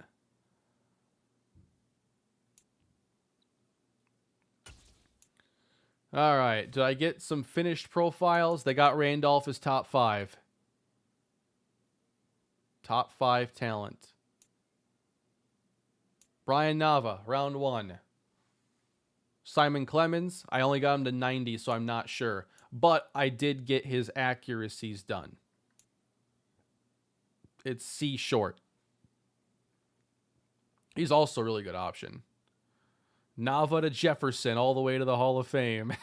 It would be great, Vlad. It would be awesome. I put Jeffrey on the trade block. Things have changed in the last hour and a half. I'm no longer looking to trade Jeffrey Simmons. I am still interested potentially in trading for Isaiah Simmons. Chat, don't void Smith, it's cheese. Also, chat, trade Simmons for JJ. I think that there's probably more people that don't want to see me trade for JJ just for the way I do my series. But for sure, everybody's going to say it just because I'm live with 1,500 people watching, and it's fun to put a little pressure on me, I guess.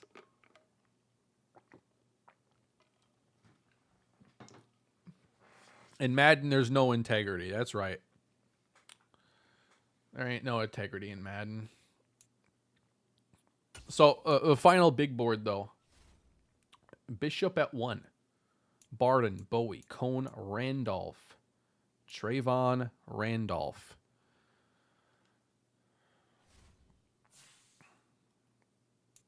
We've been waiting for this moment. And it's time for the 2025 NFL Draft. The 2025th draft in NFL history is underway. And we are on the clock. Randolph isn't generational, too old. He is 23.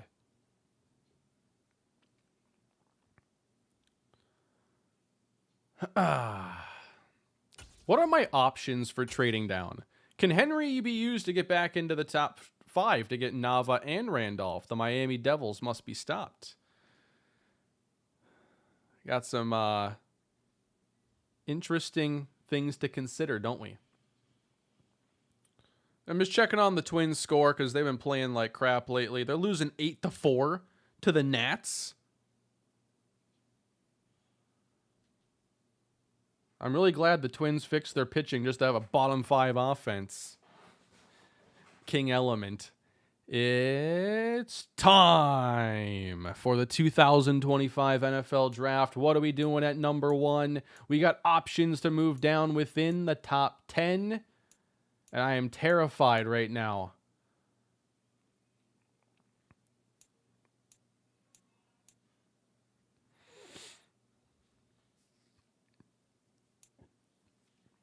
Moving down to 4. Can you imagine? Randolph isn't generational, too old. I have that concern. I also think he's still maybe Calvin Johnson. Yeah, you have to be careful for 26. I need 25s only. So like Washington falling 5 spots, picking up a 2.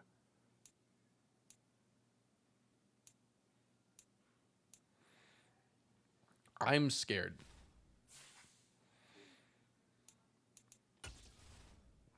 It is number 1. Tim Bishop. You know what? I need to put make sure in the recording that I have my face cam for the reactions. All right. Now my camera will be there. So we know Randolph has top 5 talents. The question that we don't have the answer to, is he a generational prospect? I happen to think that even if he's not generational, he's generational. You know what I mean? Find me a 6'6" receiver at 230 pounds that runs a 4.40. He's got the second highest grade you can have for speed, the highest grade you can have for acceleration. He excels as a downfield vertical threat.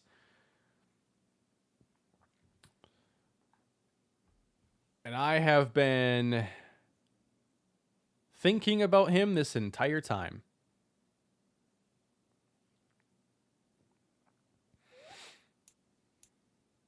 I like Brian Nava a lot.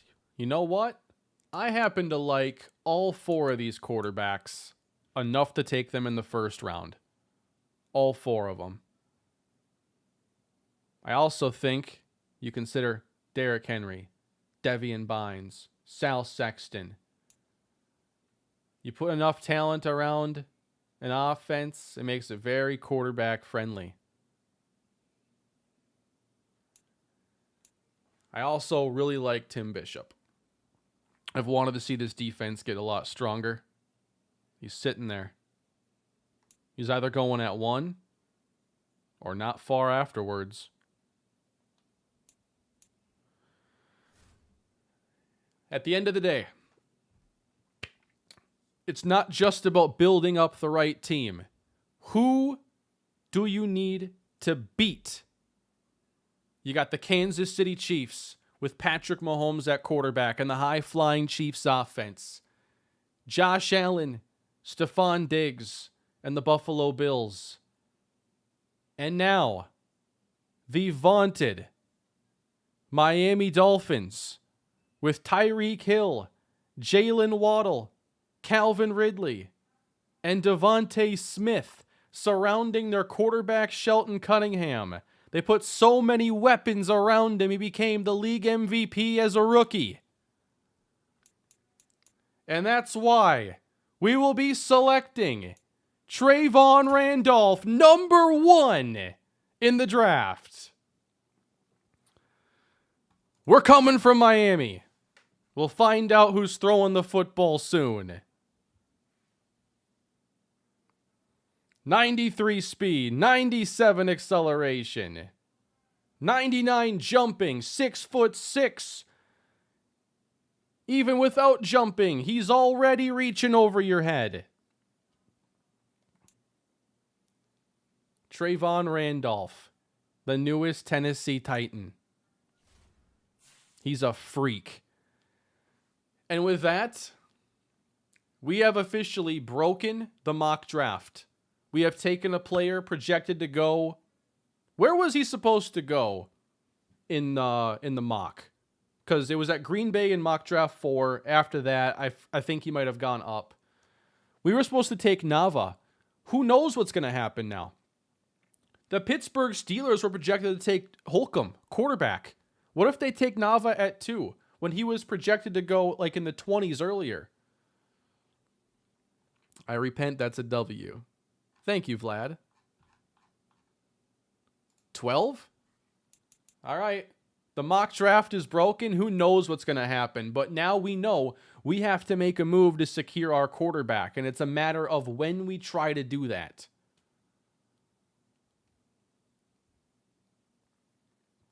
Moving up from the second round to number 2 is just, quite frankly, not going to happen. We've got to take a little time first before we try to trade.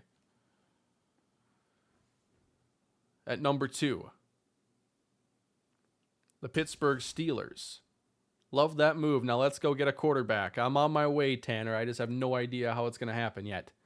The Pittsburgh Steelers at 2 select Joshua Holcomb. They ended up taking him at 2 after all. Randolph is going to play 5 games, then get injured. And then we got Devian Bynes. How many years in a row can the Titans take a first-round pass catcher? They've done it every year in this series.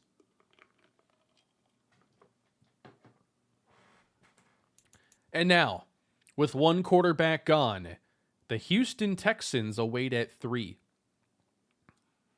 Davis Mills has been their quarterback. Is this charade really going to continue?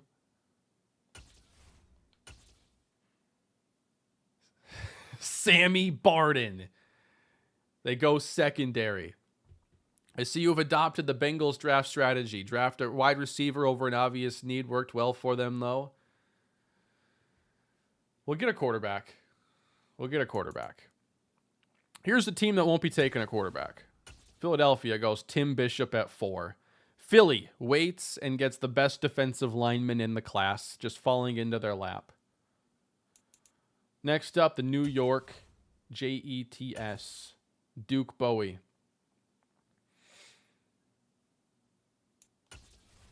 Washington, Las Vegas, New Orleans follow.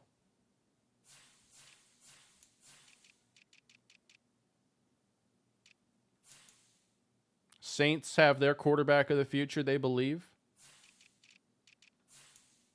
Derek Carr, that's potential quarterback spot. They have him as a bridge. I want to see that tag. If starting, the team will look to draft their replacement. That is a concerning team.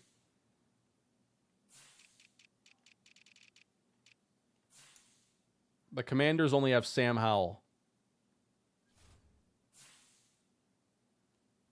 If you wanted to trade up here to 6, with 3 slots available, I just don't think that it's really doable.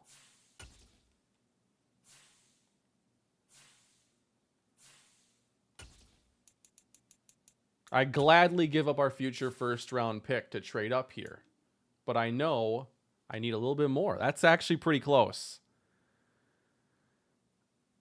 That was way closer than I thought it was going to be.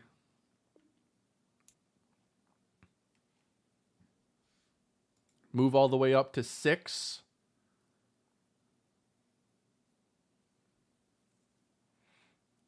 I should have to give up a lot more than that, I feel. I'm not giving him Willis.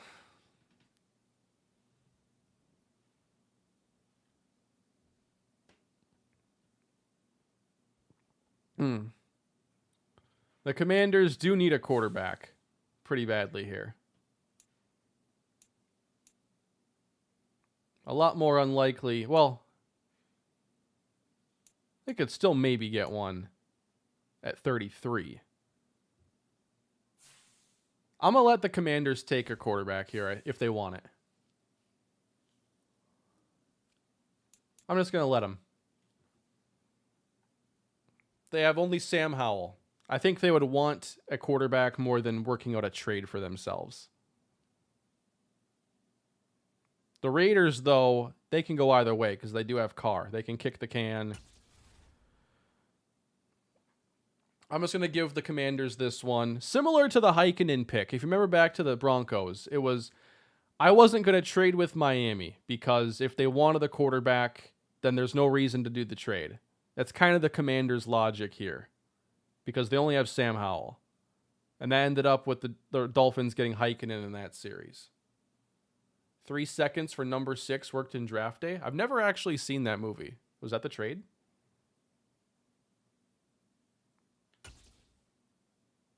Tackle. They didn't want him. Gave him a chance.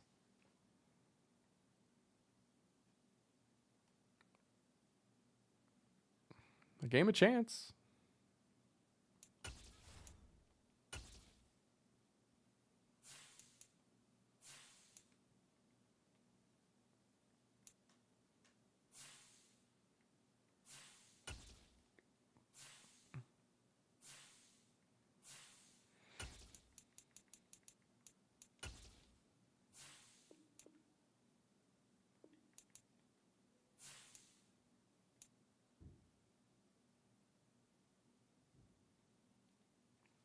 And now it's all about what second round package I'm willing to, what package here I want to put together.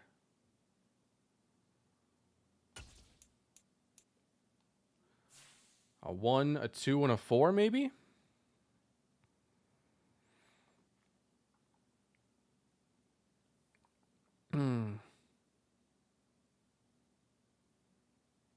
They do need a quarterback. The thing is, though, is they don't have to take one. They have Carr. And I don't think they're projected to even take one. I'll go one more slot. I don't mind trading with New Orleans because they have their quarterback. But I don't think the Raiders are even going to take one. They take Justin Gilmore. I don't even know who that is.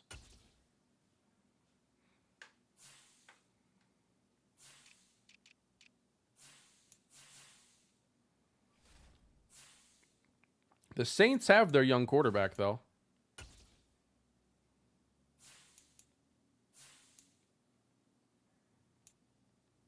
It still says their top need is a quarterback when they have Bryce Gilliard.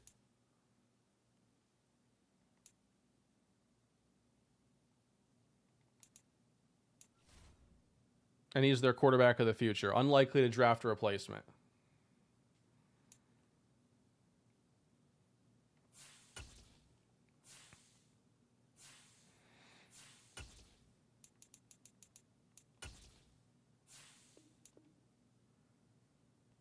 I just got to give up a little bit more. What if I throw in a future 4th round pick?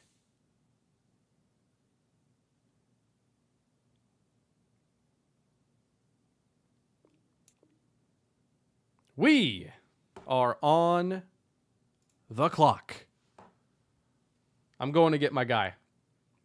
Giving up our future 1st round pick and a future 4. Allowing us to keep a lot of our picks that we currently have this year. And we are going to be making the pick of our new quarterback of the future. We got our pick of 3 of the top 4. And I really like Brian Nava. I like all 4 of the quarterbacks a lot. But I want Nava. I want that accuracy. He's our pick. Brian Nava. Wow. And he's got 80 speed and 83 acceleration? I can work with that. 97 throw power.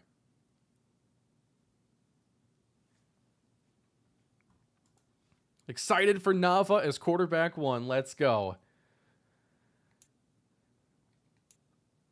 I didn't think he was going to have quite that athleticism. I want to compare it to Holcomb. That's enough, though. I can do play action boot. It's back on the menu. Now, we don't pick for a little while.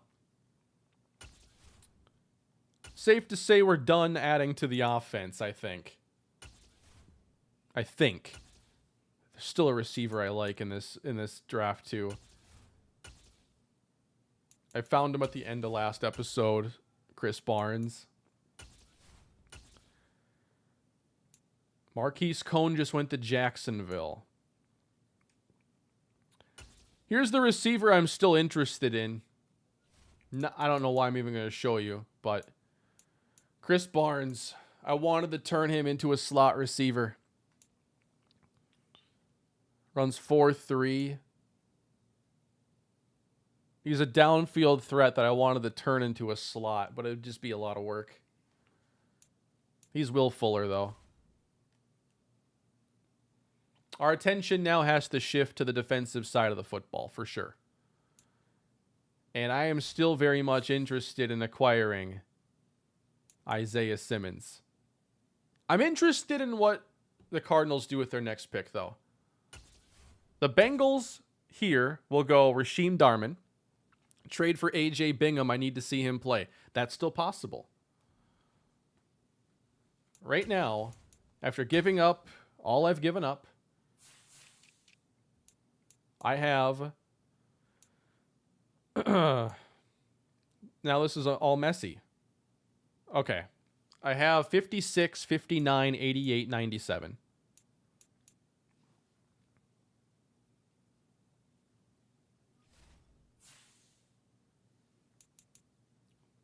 Arizona Cardinals have selected Hugh Henry, wide receiver. I wanted to see if they'd take another linebacker.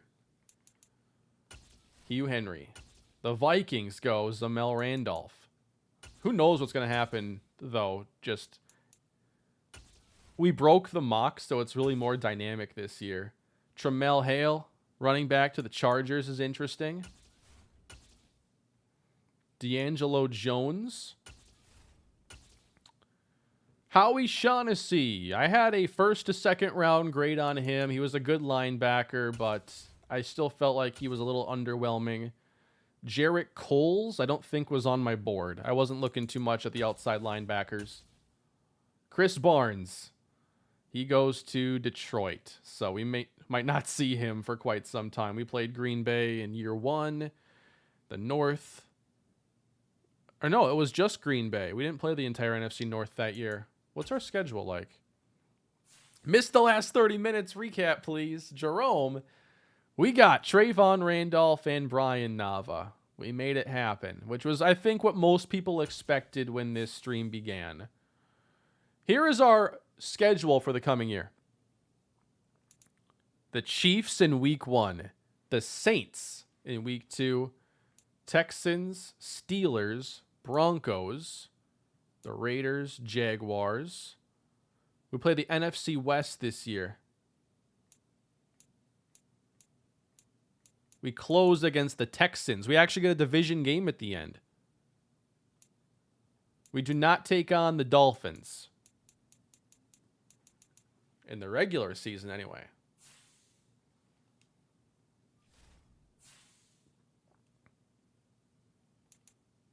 The correct offensive playbook for Bills? I don't know anything about the playbooks, really. I don't pay attention to a lot of that stuff in Madden. Give Nava the Teddy Bridgewater equipment. Got to give him the gloves. Is there any quarterback who has an absolute cannon that actually wears gloves, though? Alan Hilliard. I had a top 15 grade on him. I liked him a ton. I still feel like this is an important draft for us to draft a defensive tackle with how strong it is. Julian Crawford goes to Atlanta. Justin McCoy. I had a first round grade on him. Damian Binns. I had a first round grade on him. That's a couple D tackle options off the board. Christian Crocker. I had a 2 on him. Phillip Rivers wore 1 glove. He didn't have a cannon, though. Brady had the glove. Yeah, he wore that from time to time or all the time?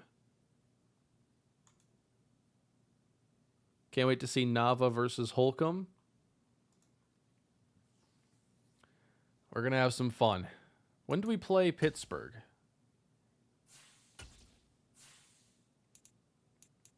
Week 4. That's going to be sweet. Good call.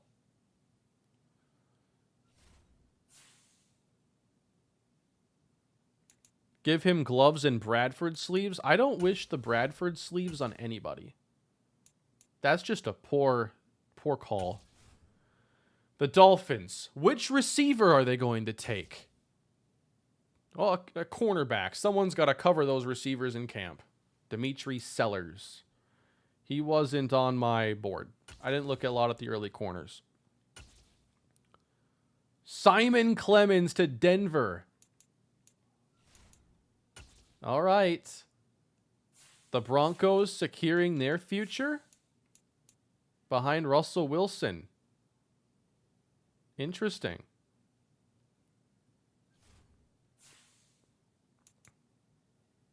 And the Bucks, the defending champs, go Teddy Bagley. Corner. And now the pick the Saints got from us in that trade. They spend it on Kadeem Kidd. Second round grade from me. We don't pick for a little bit. The Steelers take Tyreek Lindsey. He was projected to go in the first for a while.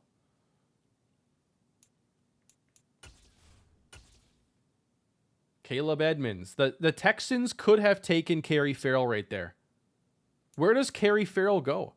Not the gloves, the quarter tight sleeves and visor. I do like Teddy's visor look he went with. That was pretty sweet. Where is he going to go? J.J. Brown to Philadelphia. The Raiders would be such a good spot for him to go. Marco Kilroy. Really good safety. I think too good for the second round. I had a first round grade on him. There it is. They take Kerry Farrell in the second round instead of Brian Nava at 6. That's really good for Washington.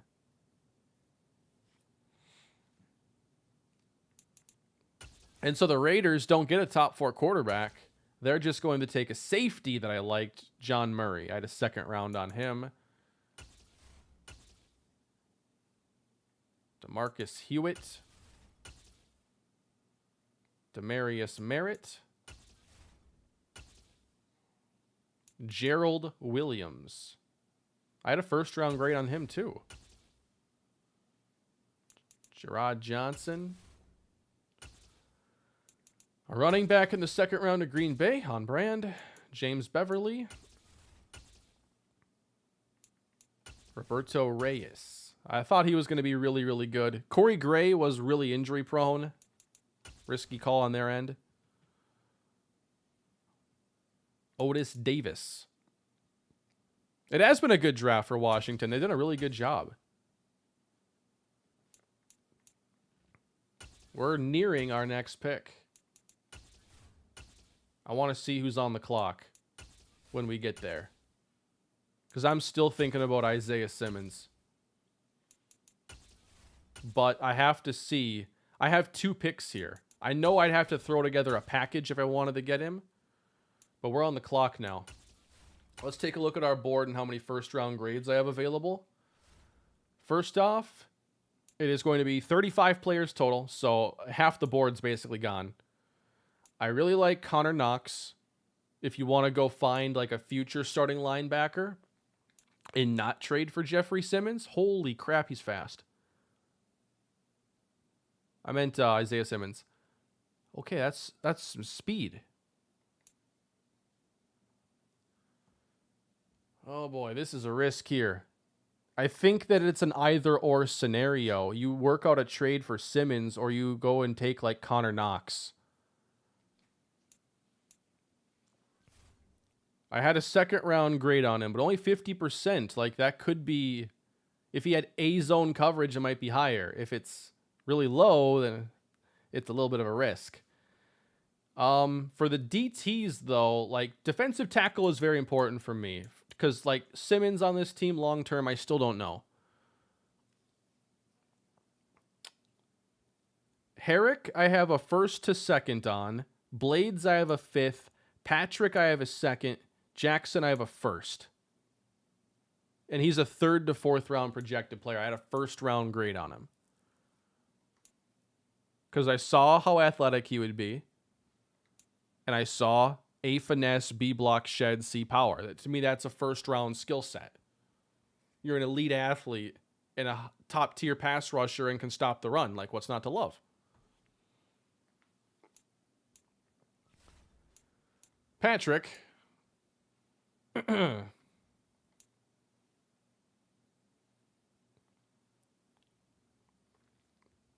Great speed, acceleration, very strong, A finesse, B block, shed. Another really, really good player. I think I had the first to second on him just because he had lower awareness. And then Manny Herrick, I have a solid or a first to second round on him.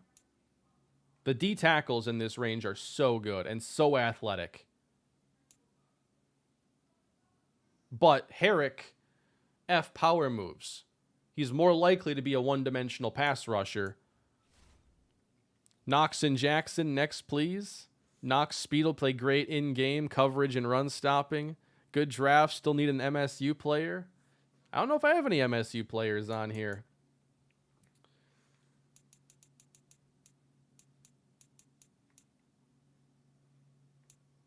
Connor Knox.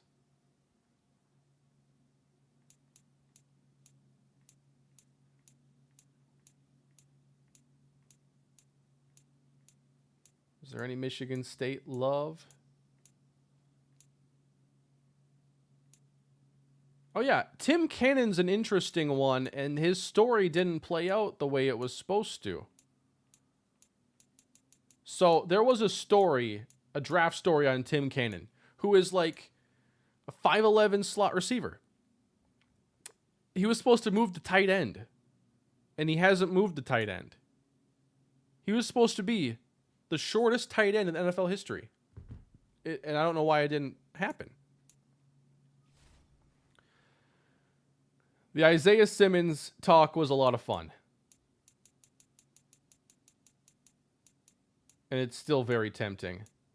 But when we have a rookie here who's maybe not as freaky, but close,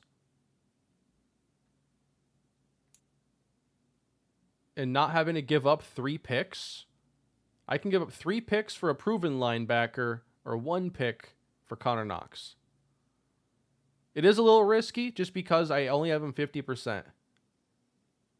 But what we know is already so good. B awareness, B tackle, B man, B hit power.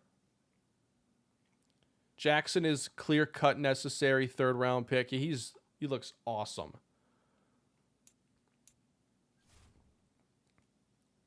If we go by the board, Knox is 5th on the big board right now. I think we're going to stay. It's a little risky, but I think the ceiling is high. Connor Knox is our pick.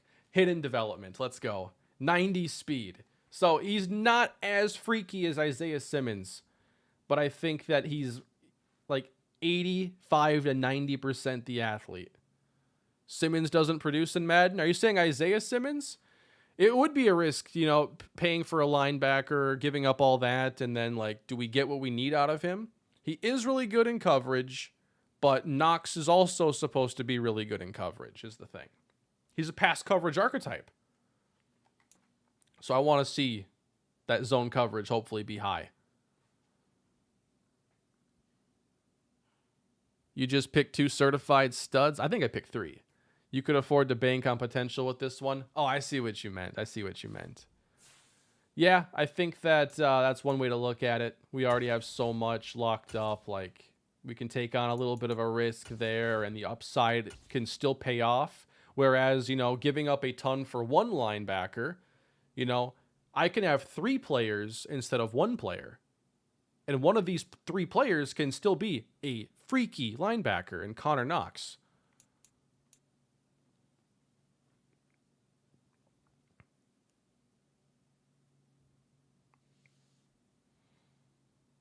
And now I'm on the clock again, 2 picks later.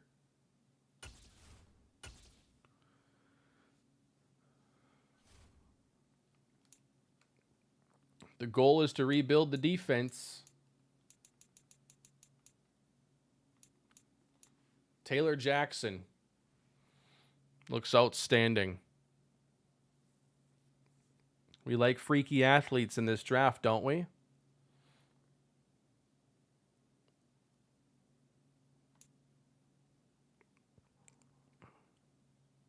He could be good at everything, is the intriguing thing with Taylor Jackson. Marcus Patrick and Manny Herrick are both really good as well.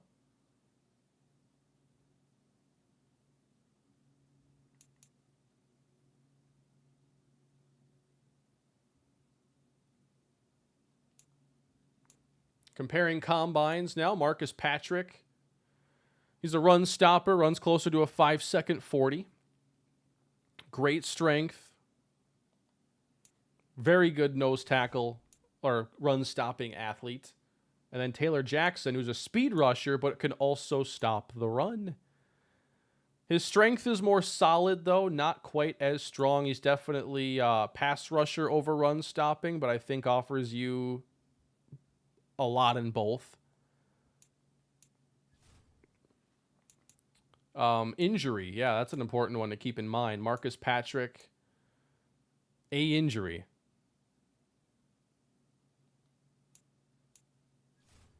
Taylor Jackson,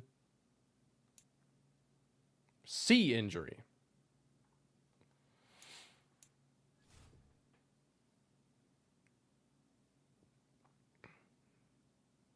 Don't have to take Jackson right here, though. I might not necessarily, but I'm considering the fact that I don't pick again for like 32 picks after this. And I'm worried about him going because I don't think he's going to have like third round talent or something.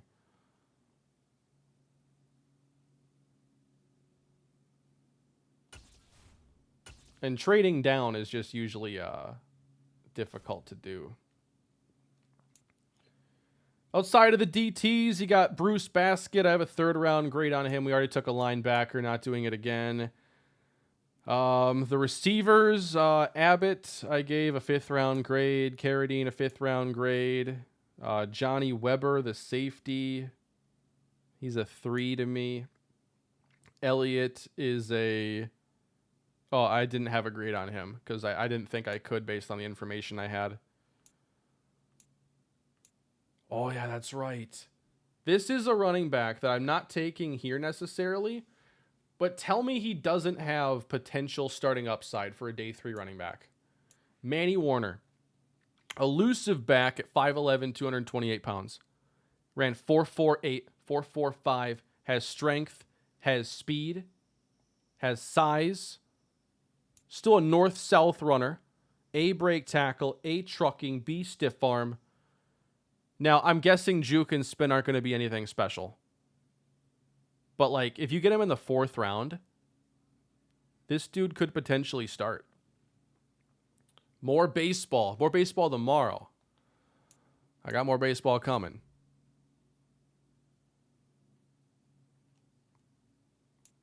Who else do I got on here that I like a lot? Jason Trapp. I had a 6th round grade on him. Ryan Eisen, 7. Cam Stallings at tackle. I had a 4. 4s on the corners. Cannon, I don't even like him. It's just I wanted to see his story. Hardy, a 7. T-Mac here, 2. I think Tyler McDonald's really, really good. So I think on another team he makes way more sense.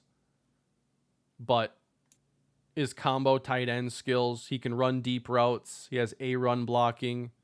Pretty good top end speed, just poor acceleration. Pretty good player.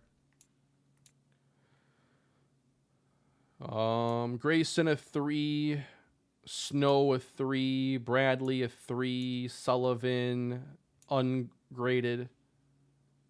Same for Hamilton. Barber's a 5, Landon Long's a 4, slot receiver.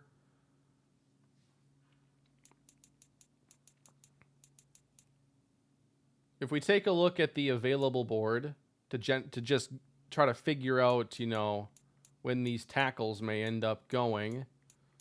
Herrick is supposed to go. He's the 15th top ranked player available. You got Patrick at 22. Taylor Jackson at 29.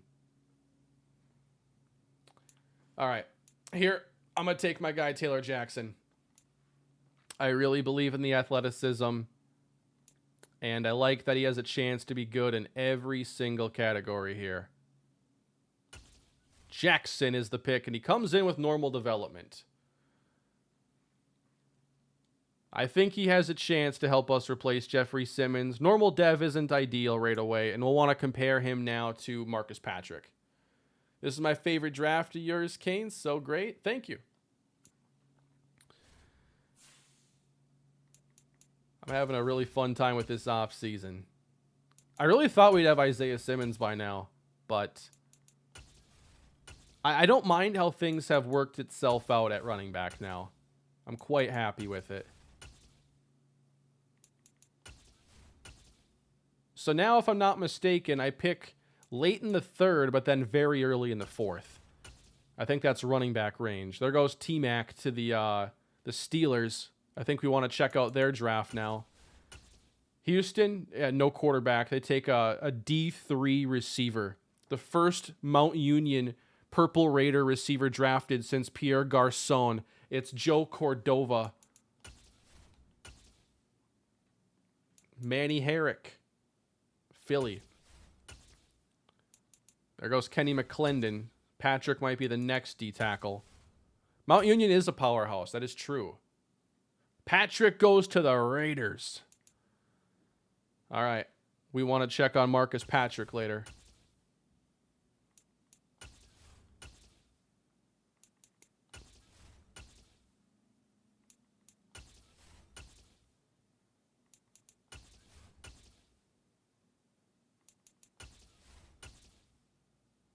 There goes Bruce Baskett. We'll see him. Josh Carmichael. Braxton Maxwell. I want to check out the board here. I'm really thinking about that running back now. Really thinking about him. Just making sure that we're safe. There's already a couple running backs above him on the board.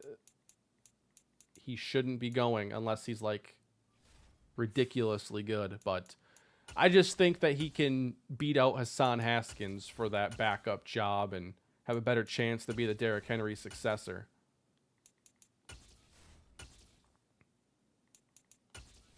Hey, Kane just got finished with a dental visit on a Saturday. Wanted to make sure you're not overdrafting at running back. Also, was wondering if you plan on doing anything with the 2023 draft. Well, first off, I might be drafting a running back in the 3rd round.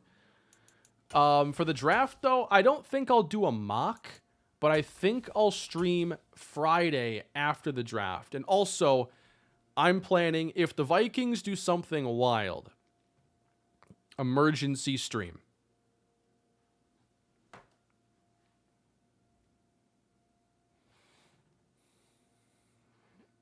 Mike muted Kane. You can't get me with that one. I have to actually physically touch my...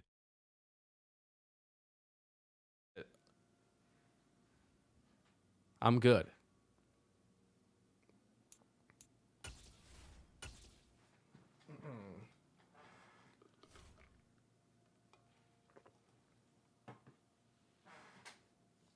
How wild we talking? Making a move for a quarterback wild.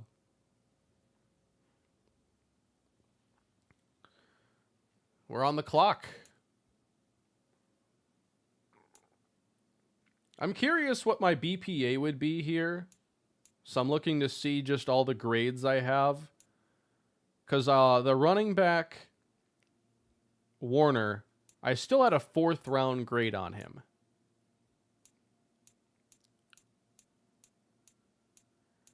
And there he is, Manny Warner. DeMarcus Elliott.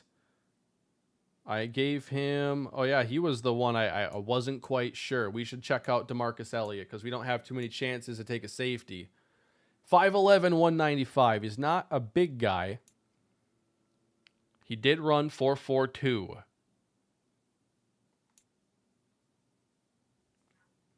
Elliott, beat a D man, beat a D zone, beat a D tackle. Yeah, when I saw this, I'm like, I'm interested, but I couldn't tell you if this guy's any good or not. He might be. He's worth a flyer on day 3 for sure.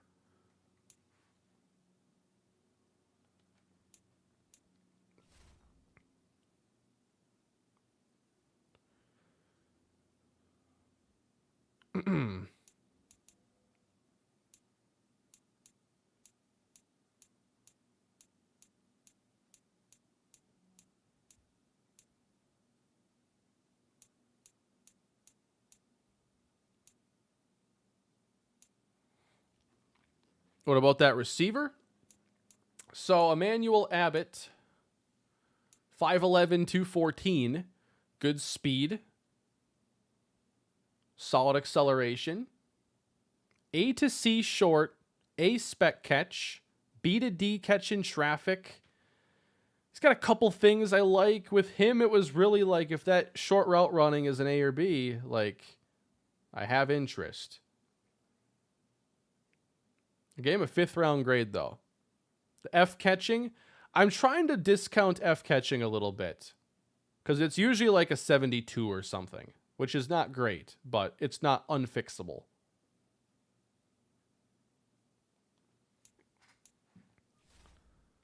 And then Christopher Carradine, he's just, I gave him 5, 5th round grade. Just a slot receiver, I think in the mold of Byron Bentley, where it's like he's good at short route running, nothing else.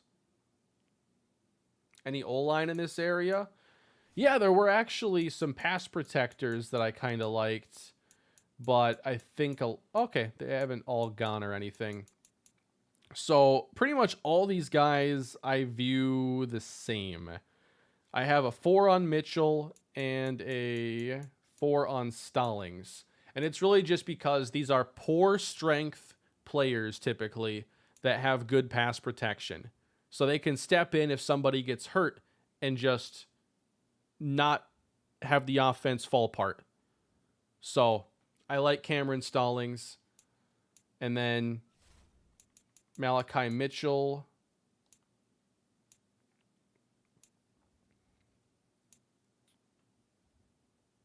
B finesse, B power. I like both of them as like 4th round potential starters. Trade this pick for the wideout. That's an interesting call on AJ Bingham. I have not made a move for Traylon Burks. I'm not even sure who's interested in Burks.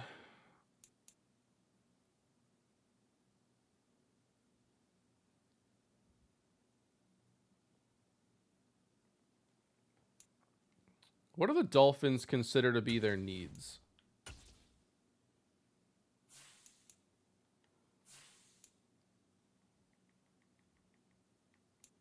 Halfback, quarterback, tackle. I am not trading these guys Derrick Henry. I can't.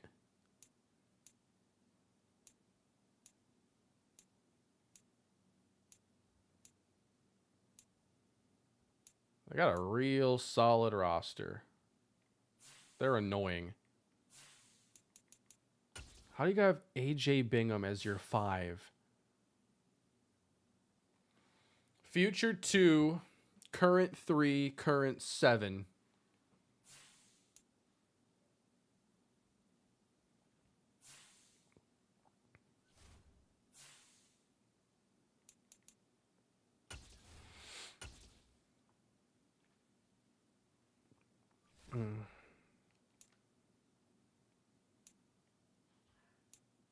Do we think Warner has legitimate starting upside?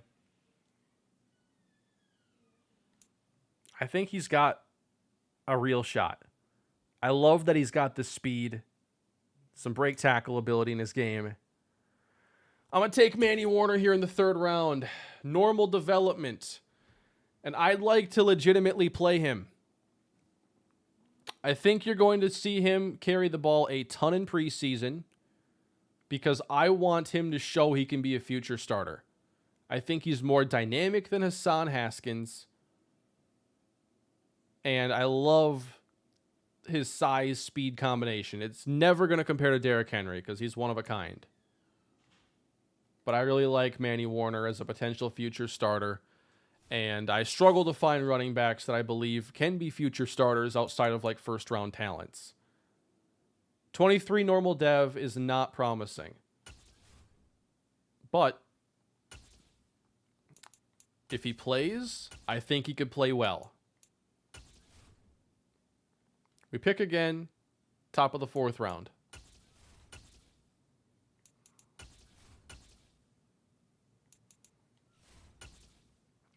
And now I'm not as certain about what I want to do. There goes Quentin Bush. Texans can't even get the 5th quarterback.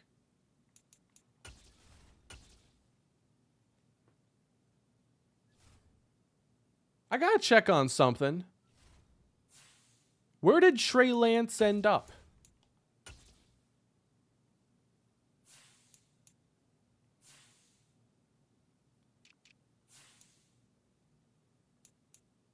Okay, they didn't do it. If they had gotten Trey Lance, I was going to be a little mad. How do you get star? I guess he's got okay accuracies. They're making Davis Mills work.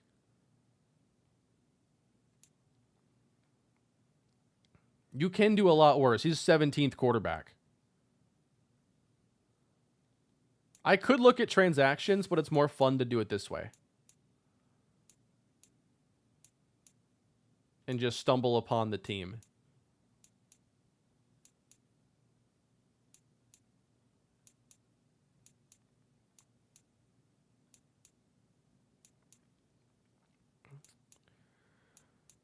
Most teams have done an interesting... They brought back Carson Wentz. Oh, I love this game sometimes. Just for stuff like that. Well, he didn't go back to San Francisco. Hey, Kyle Shanahan, would you like Malik Willis? The Giants got Trey Lance and Jameis Winston battling it out. You gotta love it. Any thoughts on the new Arizona Cardinals uniforms? It feels a little unfinished to me. I like most of what they did, but I felt like just the flat colors and not like a lot of trim or design was just not really my thing.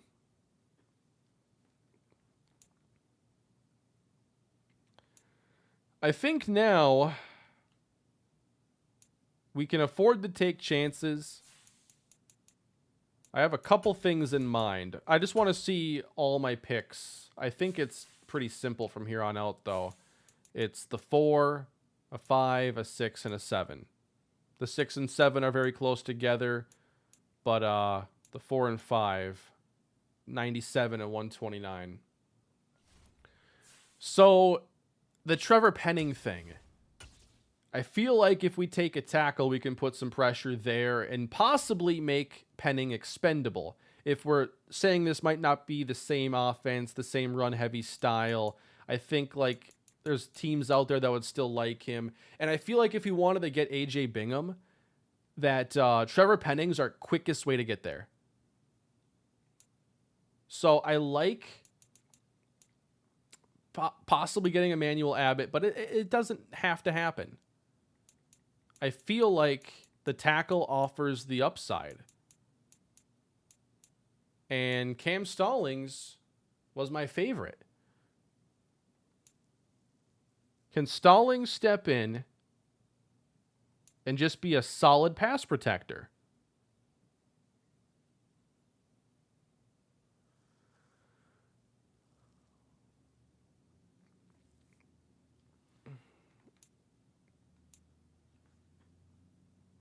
Well, if I want a tackle that can have good strength and pass protect, I have to do it in the first round. I have to take a player with a hole if I'm here in the 4th round. And I'm willing to sacrifice run blocking at tackle. I just have to keep that in mind if I'm running to their side. Take DeMarcus Elliott.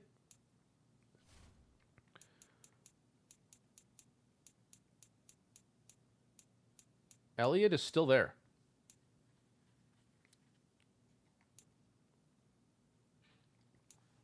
Safety. I'm less convinced of his upside. Not by a significant margin, but I am less convinced.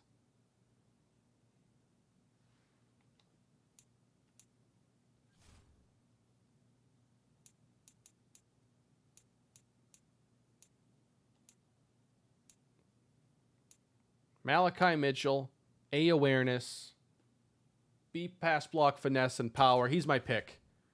Normal development. And yes, he's not a strong, good run blocker, but I've targeted him. I hope he doesn't have F injury, though. Anybody I take in this range is going to be a risk. And I want the risk that if it pays off, it allows us to have Trevor Penning be expendable or move to guard, because then that could turn into another player, possibly. If Elliott's available in the 5th round, I'll probably bite, but I think his athleticism will have him go here in the 4th somewhere. And I wouldn't be against moving up for him.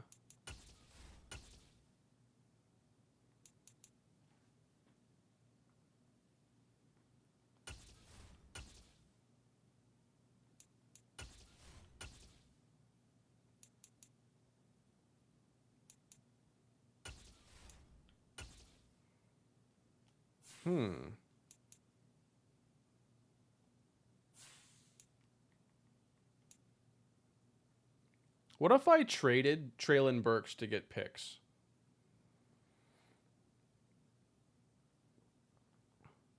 Found a team that needed a receiver. It ain't the Browns.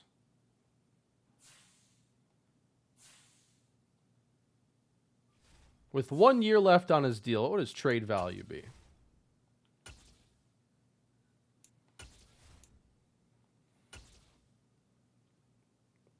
I'm not going to trade Burks to Miami because Bingham has a lot more value than Burks, and he wouldn't even play anyway. Oops, I don't actually want Miami here. But what would we be able to get for Burks if we wanted to move him?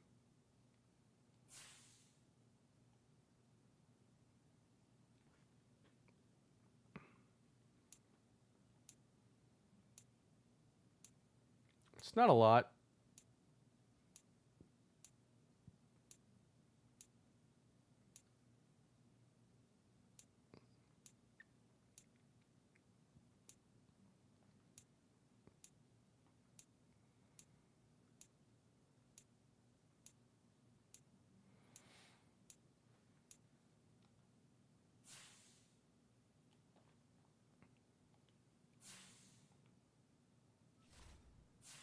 Green Bay's up.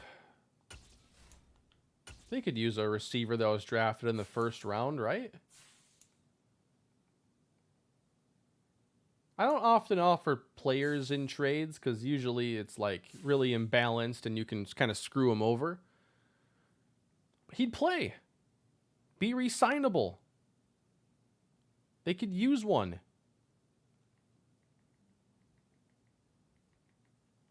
And I don't really have plans for Burks for the future now. Do they have anything on the bottom? Oh, they don't even like him that much. They still have Rodgers. Are you kidding me?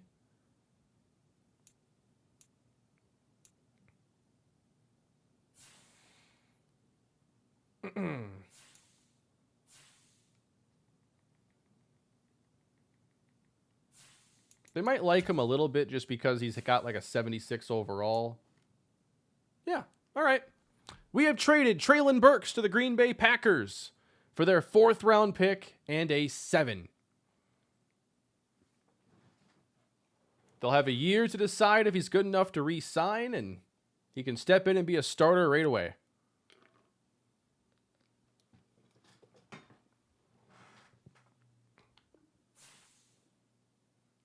He's not a bad player. He's not like, it's not like trading for Jalen Reagor when he's barely played. It's just, I know he doesn't have the future with us. And so, I'm ready to make that move. And now, if I want to, I can replace him directly with a receiver or take a shot here on DeMarcus Elliott.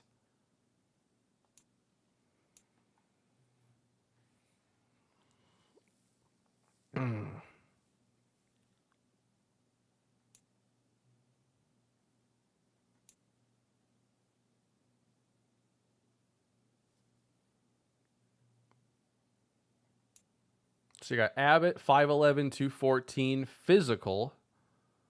Has the body type of a running back. Runs 4.4. He could have really good short route running and spec catch.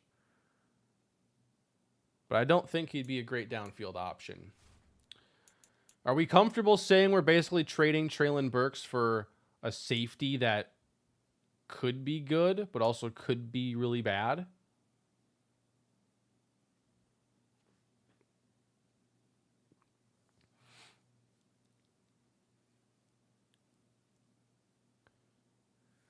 Oh, this is a risk here on DeMarcus Elliott. Oh, boy.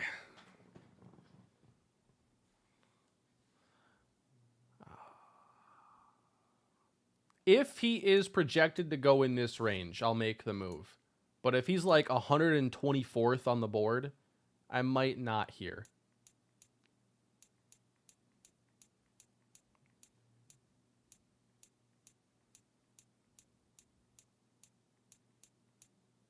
Abbott's on the board at 24.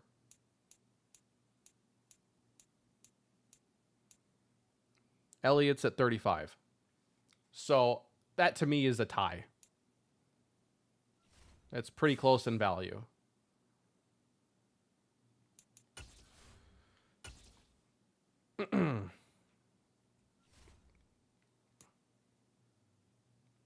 I will take DeMarcus Elliott and hope this works.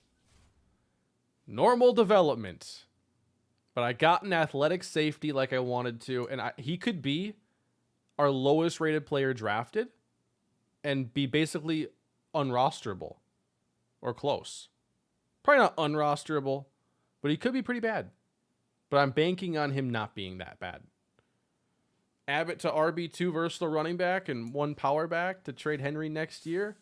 Yeah, I saw a couple people calling out him to play running back. He does have a running back build, like I said. He's a pretty good athlete. But the issue is, like, what are the chances he has good carrying? And then, like, anything else with, like, a juke or a break tackle. Well, his juke is B to D. His carrying's A to C. His break tackle's B to D. I see it. I see it now. Yeah.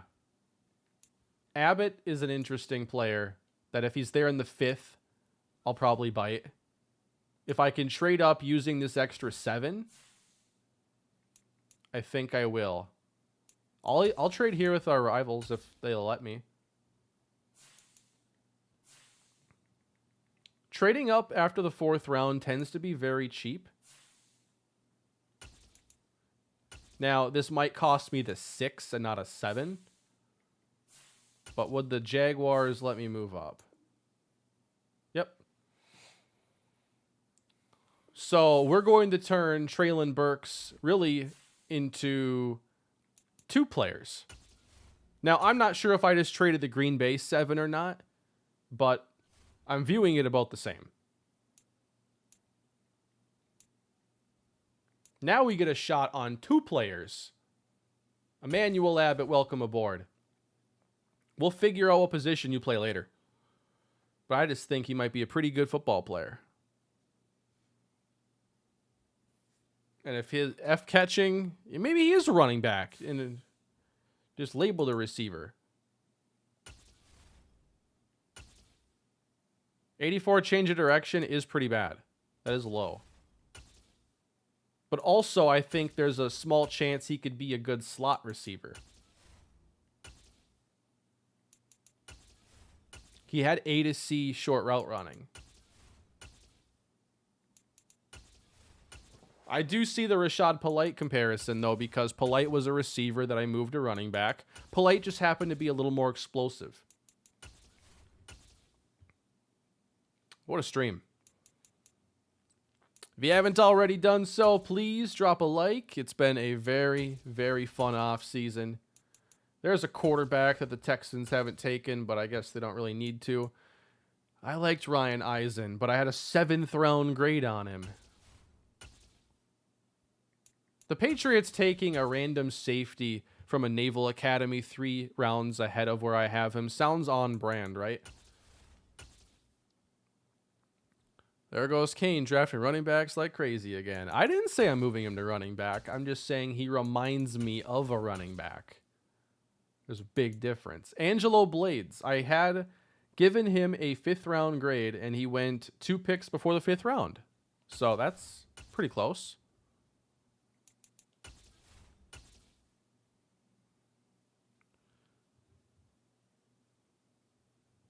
The day 3 playmaker wide receiver is actually a quarterback. What makes you think that? The sliders I use are going to be a little bit different than you might want to use because I'm on a patch from November. Whenever there's an update, I tend to make changes. EA messes with things. So I would check out Matt 10's sliders on the Operation Sports forums and see what his newest set is and then apply that. I pause my update for this game every time I get on it so it doesn't download. And then I do that every time so I can stay on like the November 17th update. Daryl Moore. It took a corner I liked a little bit.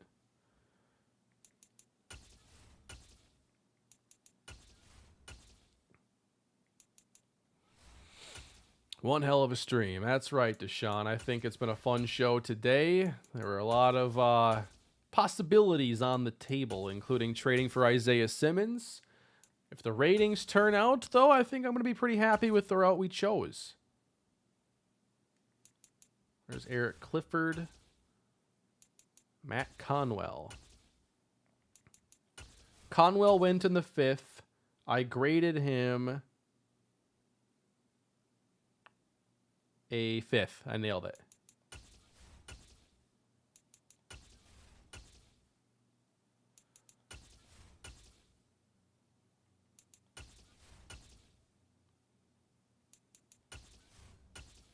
We don't pick till late in the 6th. I'm going one at a time here just in case somebody goes that I was looking at or something catches my attention. But at this stage of the draft, that typically is not the case. I still have a 6 and a 7 to spend.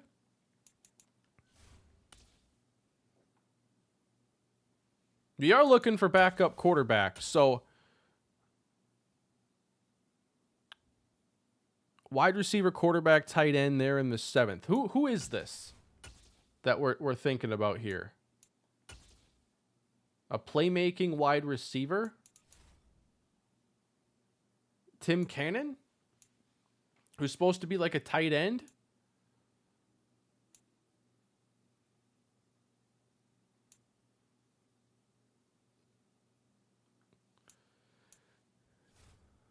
Yeah, I don't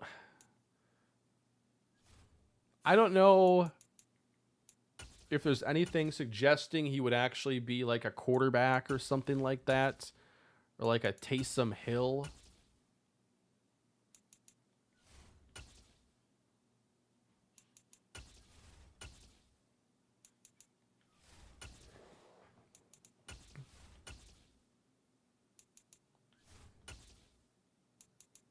The Jaguars take a quarterback. When will the Texans do it? Like, even if he's a backup, I want to see the Texans take a quarterback already. I don't know yet if I'll make a move for Bingham. I think I'd like to see how the offense operates with who we have. I don't feel like I have to make a huge investment into that third receiver when you consider all the receiving talent we already have. Oh, I had a 7th round grade on him, and I wanted him. Nope, I had a 6th round grade on him. And they took him in the 6th. Thanks, Detroit.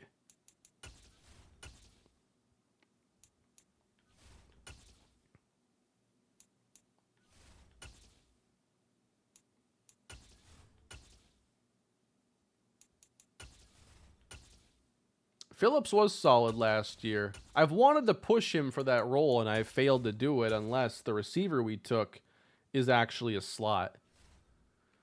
So we're on the clock here, bottom of the 6th round. I have 7 players on the board. Couple safeties, couple receivers, a linebacker, and 2 punters. This feels like a good spot for Cam Fowler. I gave him a 6th round grade, and he's just a run stopper. So I talked about, I'd like to have one guy who's just a downhill run stopper. Block shed's a B. Hit power is A to C. I don't care if he can cover. That's not his role. And we're late in the 6th round.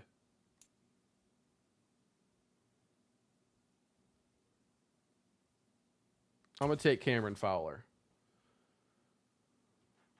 Can't really go wrong taking a player with that skill set here in this range.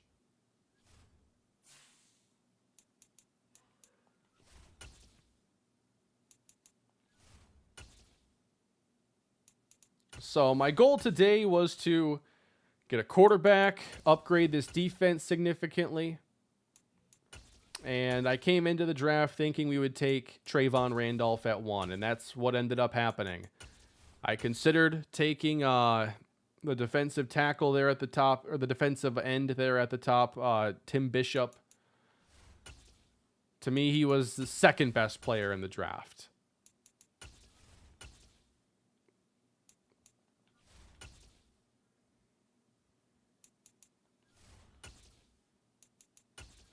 And now we pick here in the 7th round.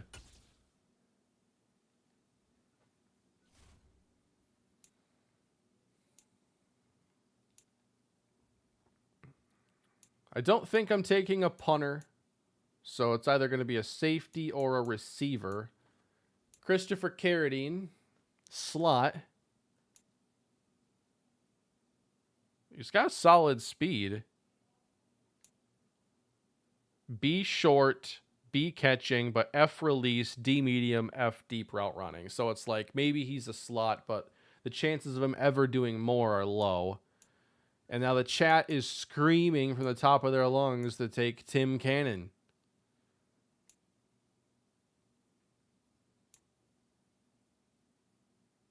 Tim Cannon is bad at everything.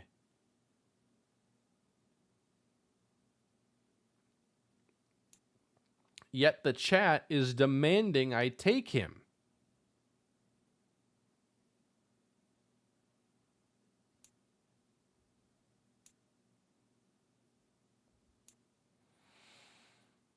He can stay healthy though, right? He's got a injury. The best thing he does is stay on the field. He is from UTSA. I cannot confirm nor deny that Tim Cannon has that dog in him. I cannot confirm. He has a lot of traits. Fights for every inch as a runner. Shows good discipline and won't get flagged much. Great. Tim Cannon may just be the worst player in this draft.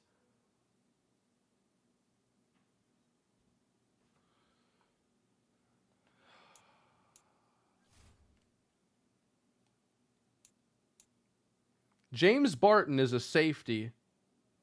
I gave the man a 4th round grade.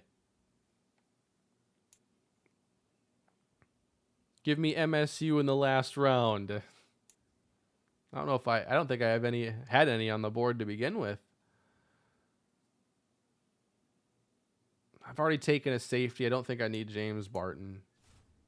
Mike Barber, I gave a 5. Got good speed. Kind of intriguing guy.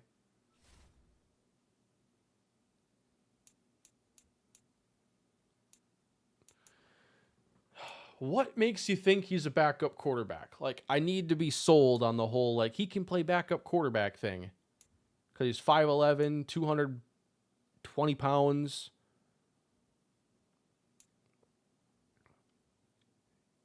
I think you guys are trying to talk yourself into him being Taysom Hill. Last name is Cannon. Is that our analysis here? That's the analysis?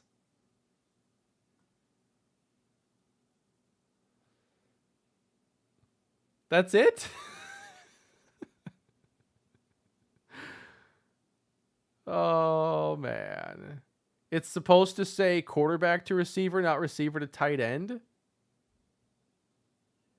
He was a quarterback. The story was wrong. Fine. 88 speed, 87 acceleration. He's an NFL caliber athlete.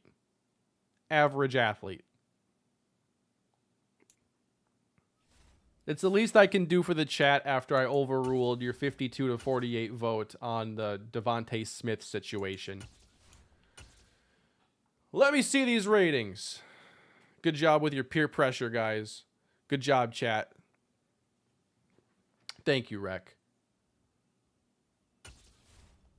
The draft recap is here. All right. Now, we have to circle back to the very beginning. Is Trayvon Randolph a generational talent?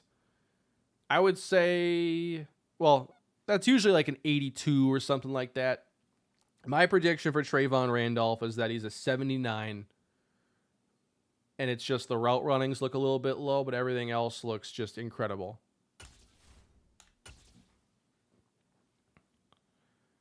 Bang. Oh, 83. And a 76, 72, 71, 70. 67, 67, 71, 64, 55.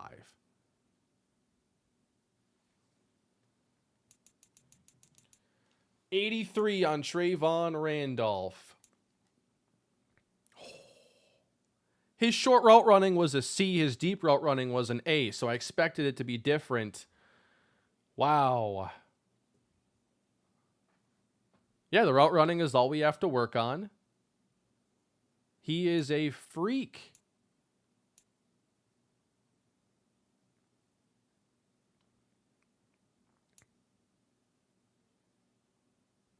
I can't wait. What number should he wear? Move Cannon, the quarterback. We have to work our way down the list. Now I'm going to ask you to be patient. I drafted him. Now you be patient. We have no single digit or anything with a 1 in front of it available. For the time being, I'm giving him Calvin's 81. I'll eat crow. Randolph's generational. Indeed he is. Was he the number 1 player in the draft? He was. Tramel Hale was number 2.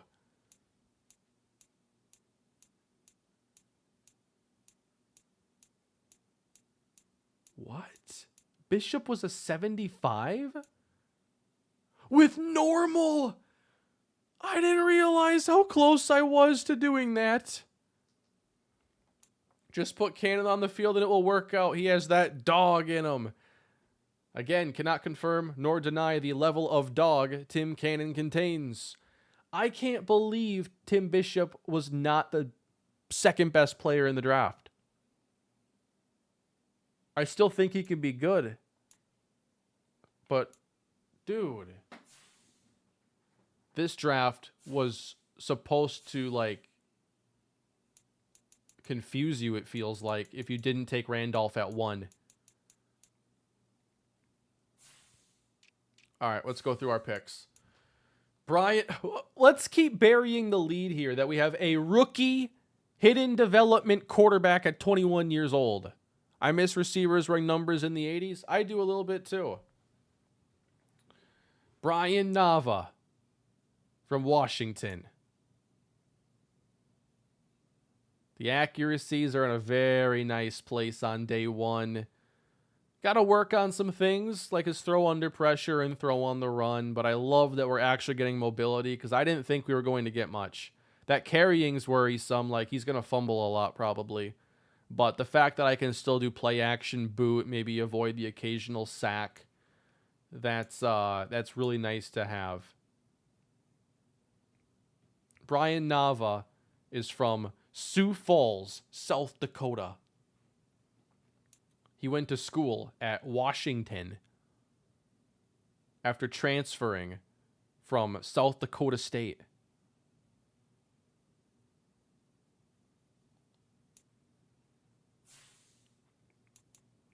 Now, Connor Knox. Improviser upgrades for Nava. I agree. I do agree with that. Connor Knox. We picked you over Isaiah Simmons. Tim Cannon saved my life from a car crash and regularly helps out the local soup kitchen. He is a legend. Oh, I didn't realize he was such an upstanding citizen. Connor Knox. 90 speed, 81 tackle. It's currently, being affected by morale. Changed Nava's appearance. He looks 45.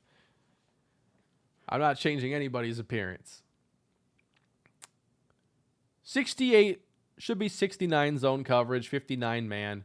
So, I still worry about our coverage this year over the middle, but it should be better than last year still. And Knox can grow into this role.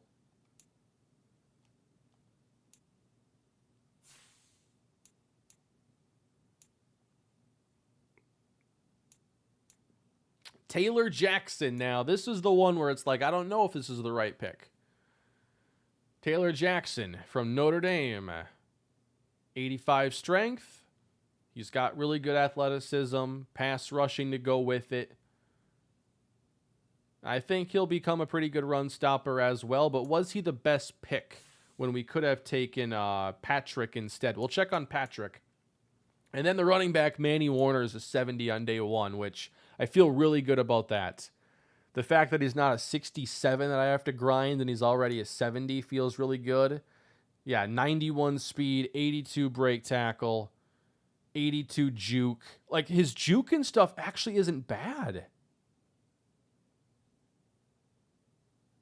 It was like C to F, wasn't it? Now, he can't catch the ball. That's what Rashad Polite's for. I think for a late third-round running back, that's as good as you can hope for. He's 5'11", like 230 pounds. Now, is Malachi Mitchell good enough to eventually push Trevor Penning for the starting tackle job? I know he's not going to run block, but that's not what tackles are for. They're for pass blocking.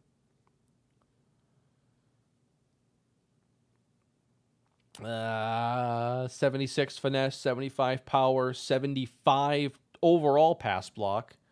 He will need time. It's not going to happen right away.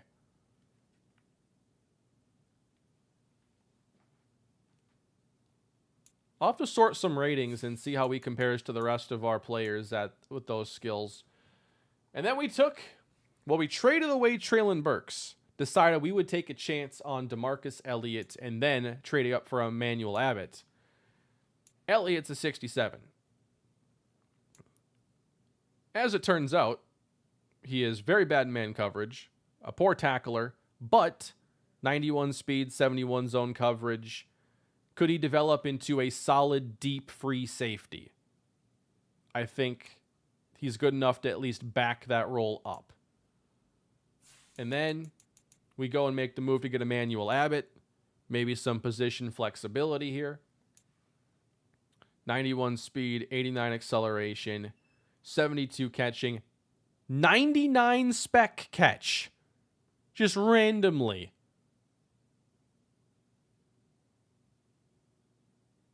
There is your slot competitor. Now, does he have the ability to play some running back? Maybe. With that lower injury, though, it's a little risky. I feel like he's a receiver that should do some run and catch stuff, though, over a running back that should do catching stuff.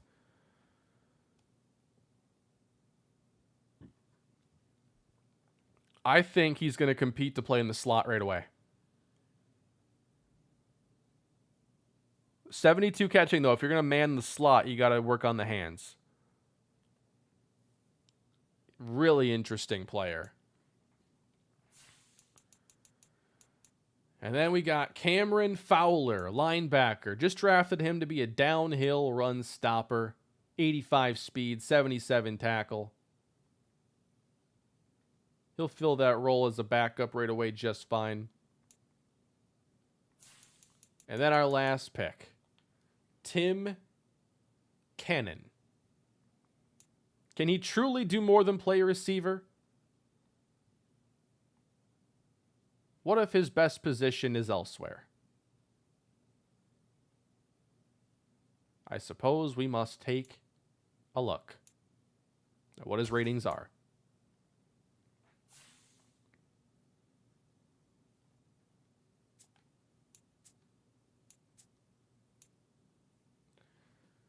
'88 speed, 87 acceleration. He's a solid athlete, that's for sure. Decent change of direction. Well, 82 is nothing great. But he can't actually catch the football, so how can he play receiver or tight end?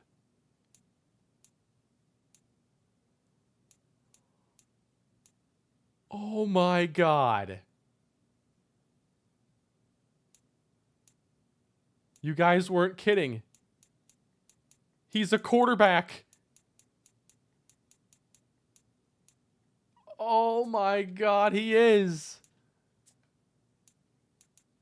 How good of a quarterback.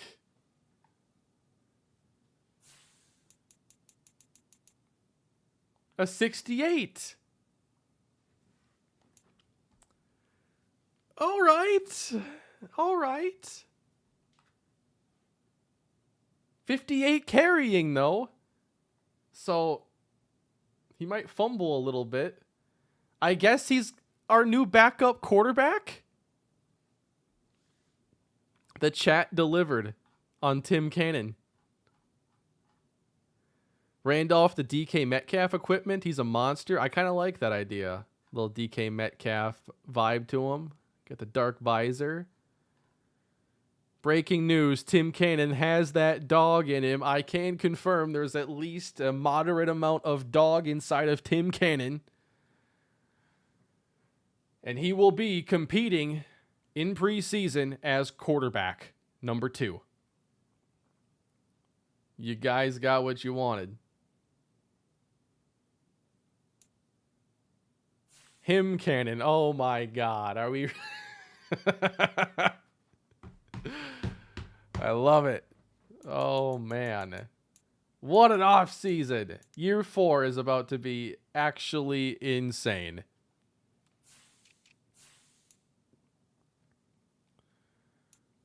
All right, who else we got to look at here? Josh Holcomb hitting for the Pittsburgh Steelers. 93 throw power. Downfield accuracy. About the same athleticism as Brian Nava. But, of course, he was supposed to come in a little bit worse and probably is by a point or two. Sammy Barden. Appreciate the super chat there, Mexican Mellow. Thank you. And all the super chats I've gotten today. Y'all have been awesome. Sammy Barden to the Houston Texans. Hidden development. The man will play across from Derek Stingley, but he has 65 press. I have never seen a cornerback as good as Sammy Barden with that low a press. This guy needs to play in the slot or like an off-zone role. That's weird. The chat is calling for him as soon as Nava struggles. I know. Tim Cannon, the new Leon Daniels. You know, every series seems to have that meme player. And I'm really thankful that we've now gotten ours in this one. And that I took him instead of a safety. I guess that you guys have seen that story thing play out before. I'm glad I paid enough attention to call that out.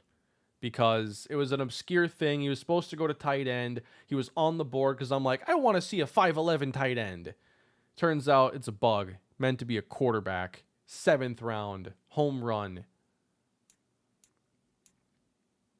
I can't believe it, man. That is so cool.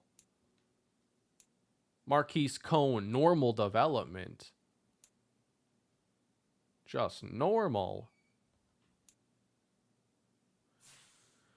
Who is the top safety? I think it would be Terrell Parker.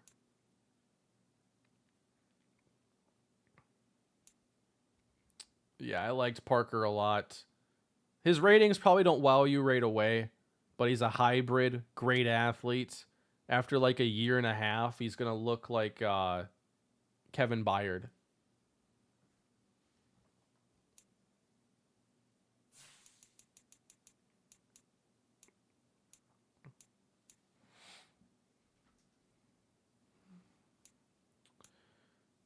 $80 Tramel Hale, though. So he was falling down the board during the season. He was originally like a top 5 player, and then he came in way lower, but I don't know why, because he's 2nd highest rated player in the draft.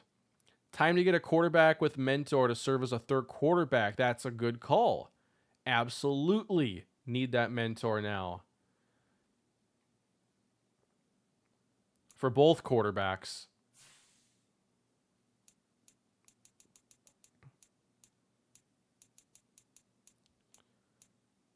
Oh yeah, I need to go by round, because then it doesn't, I don't lose my place by as much when I back out of a profile. So this is the entire 1st round. Chris Barnes, I liked a lot. Hidden development. You could turn him into a slot. You could. You totally could. Not saying you should, but you could. I think Chris Barnes is like Chris Olave, part 2.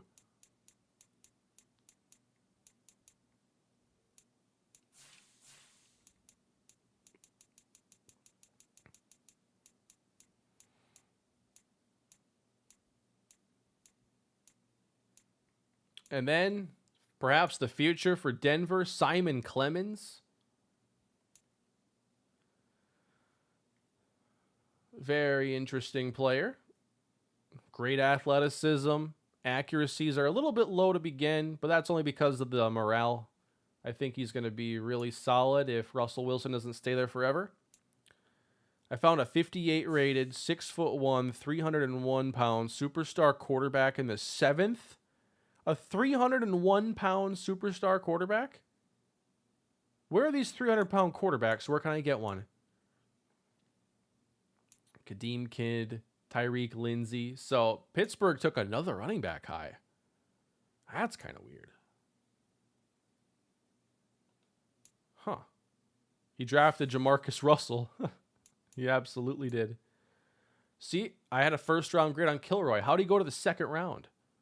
77, normal dev. But still.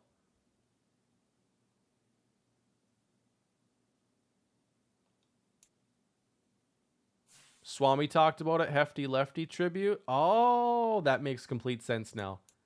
Probably very rare to see it. That makes sense. J.J. Brown had hidden dev. Look how many good running backs there were in this draft.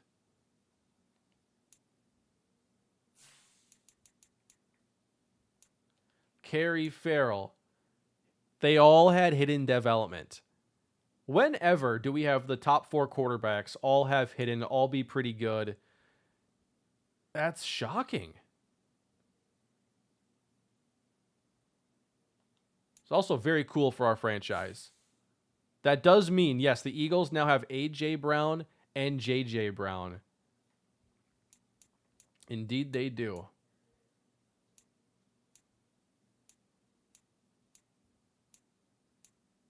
Wow, another good corner going to Jacksonville here in the 2nd round, who has like top 10 skills.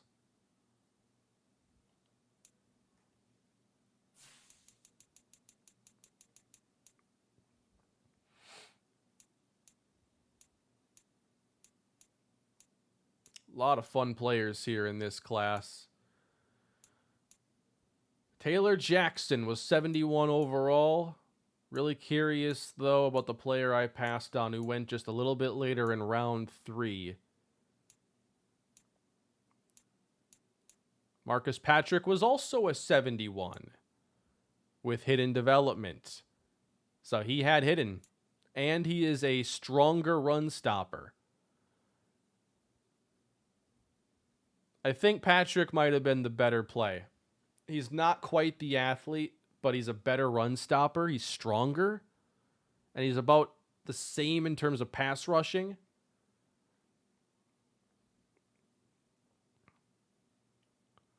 They're still similar, but edge does go to Patrick.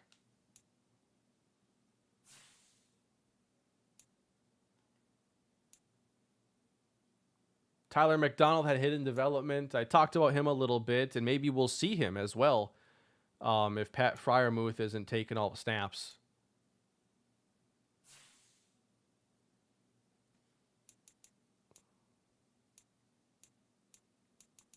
Highest overall pick in the 3rd round was Eric Dickens, a tight end.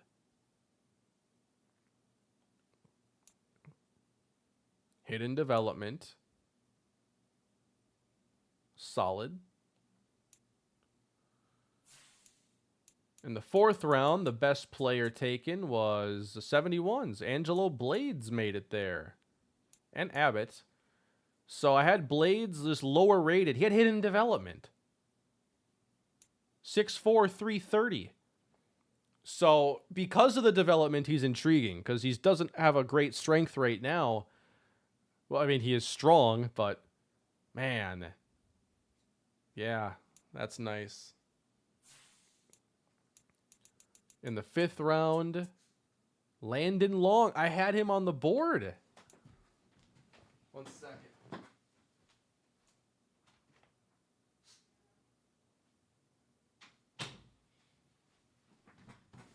Slot.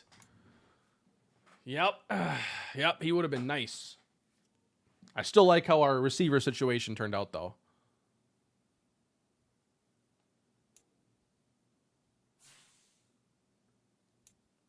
In the 6th round, the best player taken was Jason Trapp, Jarvis Myers, and Spencer Bean.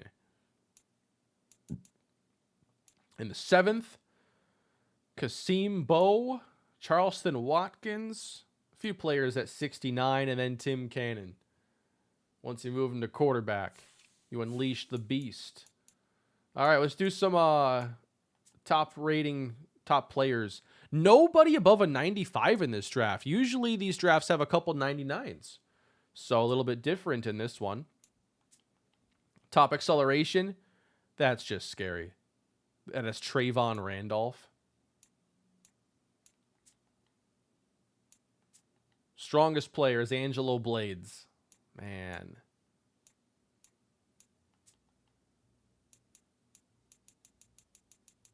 I'll move all that stuff over just so I'm not blocking a bunch of the data. James Ware. So how good was James Ware? Because he was also on my board. I just didn't like him as much as the running back I took. But honestly, they're both super similar.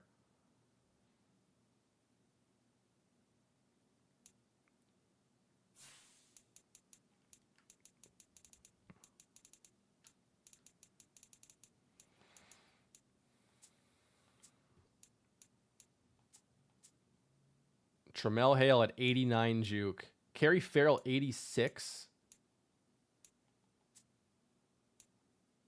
84 spins the best. 86 stiff arm. 90 break tackle. 85 trucking. 86 catching for Randolph. Catch in traffic is also Trayvon Randolph. And spec catch is going to be Emmanuel Abbott. We got number 1 and 2 in terms of spec catch.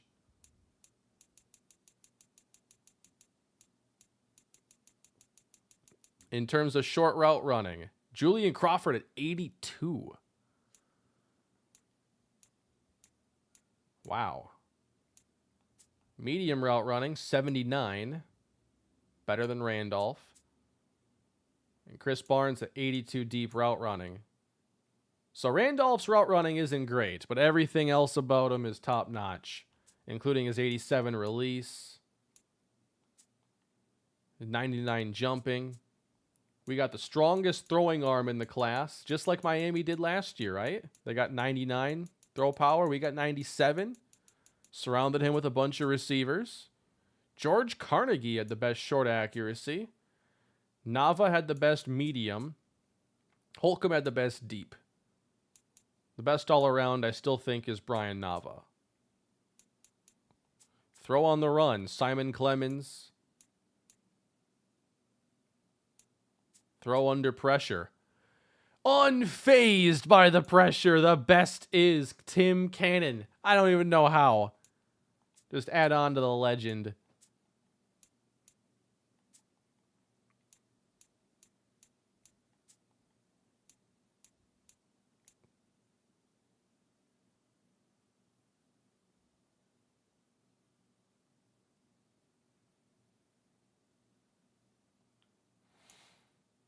Cameron Stallings. Yeah, he ended up being pretty similar.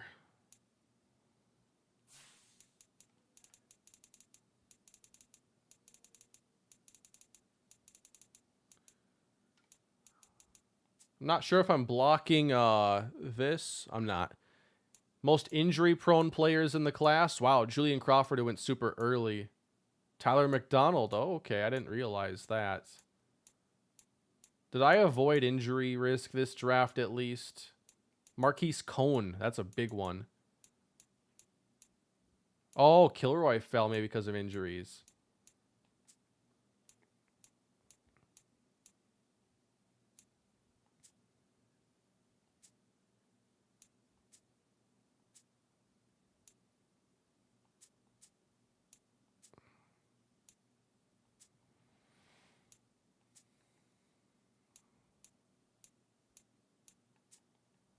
That was so much fun.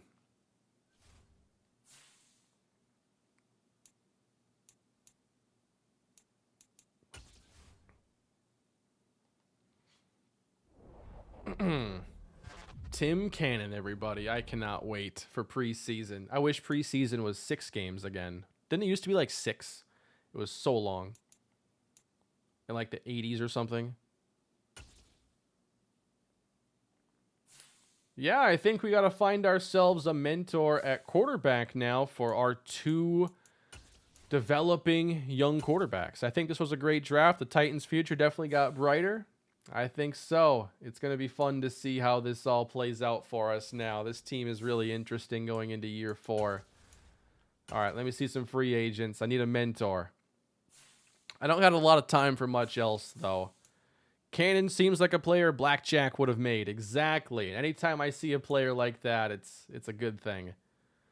Jimmy Garoppolo is one option. Taylor Heineke, Marcus Mariota, Adam Kane still out there, but not a mentor.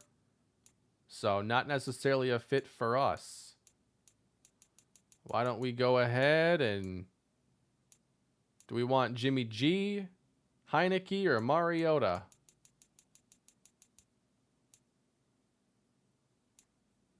Heineke has a good blend, at least, here. Deshaun's that low because I had edited his ratings when he was supposed to be suspended. And then I guess he's here now. I thought maybe he had like disappeared from the free agent pool or something because he wasn't on any roster. Mariota, the bring back Mariota. Mariota's redemption. All the way back. I wish Brissett had the tag so bad. Because I'd love to take Jacoby Brissett here. Because he's also kind of building a legend on the channel.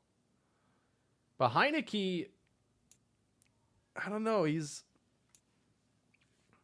got some stuff here that's interesting about him. I guess it doesn't matter because we're talking QB3 at this point.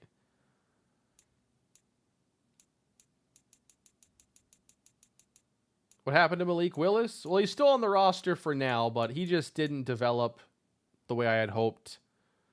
Let's bring back Marcus Mariota. He has a better arm. And then, I'll take a quick look at just free agents. The practice squad eligible.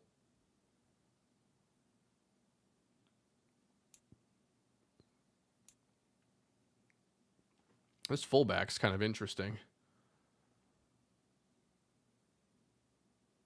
3 hours in, we're finally getting to the fullbacks. Nelson Maddox.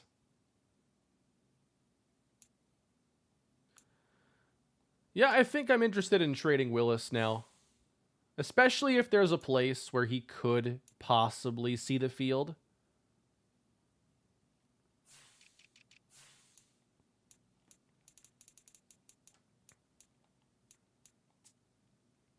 Bentley's still out there. Christopher Carradine went undrafted. I might as well pick him up now. Because I had him as a draftable player. Yeah. I mean, he's a really good athlete. You can work him into a slot role. He's good enough to play. Thank you. Like anybody who was on my board, but didn't get drafted, I pretty much want.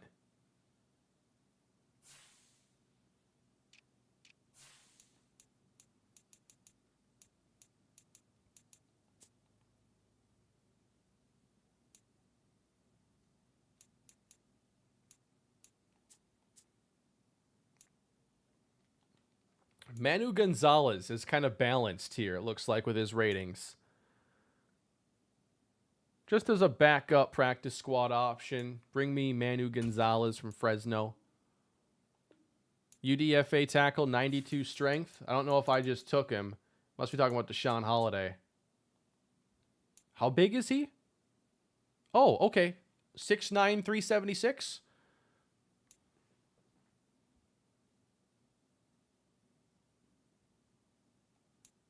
I am signing Deshaun Holiday. I don't care if he already has a couple years experience.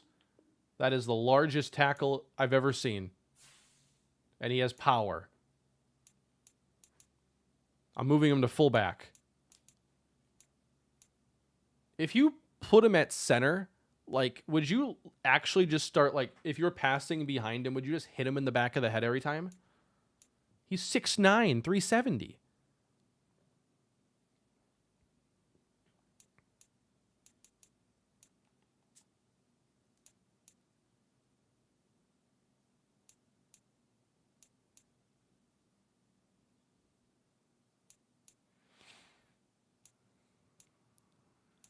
Just going to cycle through all of these. I think linebacker's a spot too.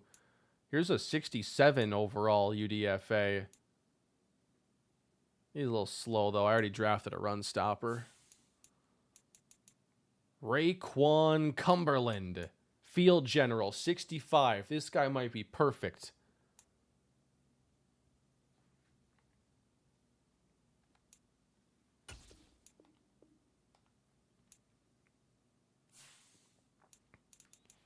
Let me sort by coverage. 62. So I think I got the best there. Ooh. An outside linebacker who can cover. He has a couple of years experience, though. So I want a rookie.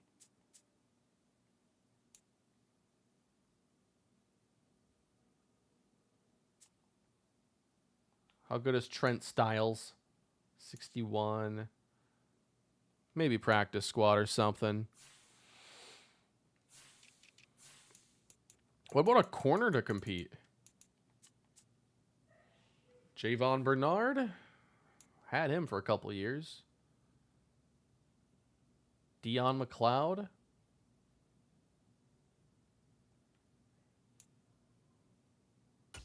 Maybe for the practice squad. What about a kicker? Kevin Garrison. A punter. Ooh. Rich Matthews. 91 power, 85 accuracy. Rich Matthews.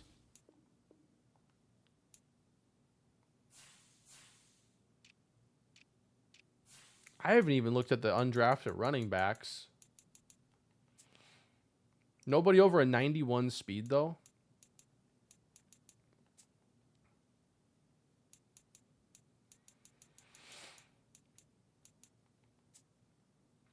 Dylan Westbrook. He can catch the ball a little bit. 64 overall out of USC. A little too limited.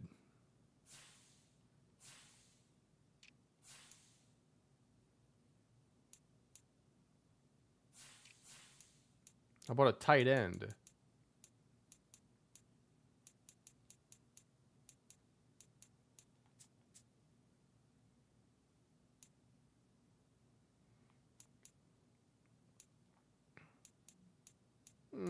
Nothing I'm seeing here that I really love. How about D tackles? Did I look at these guys yet?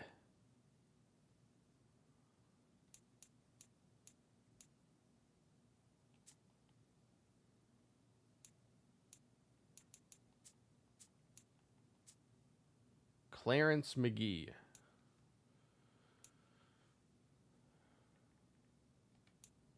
I'll bring him in.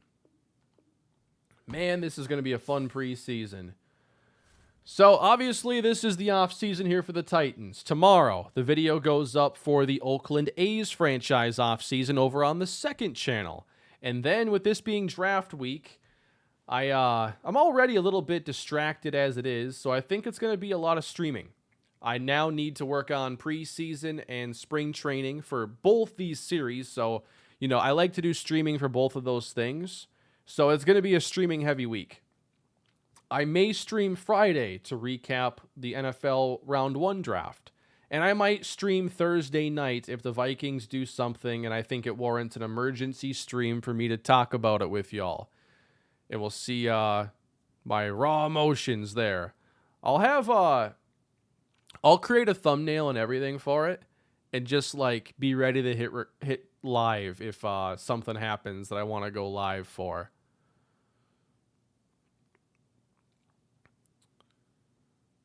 That Watson, he's been there for years. I've checked him out many times.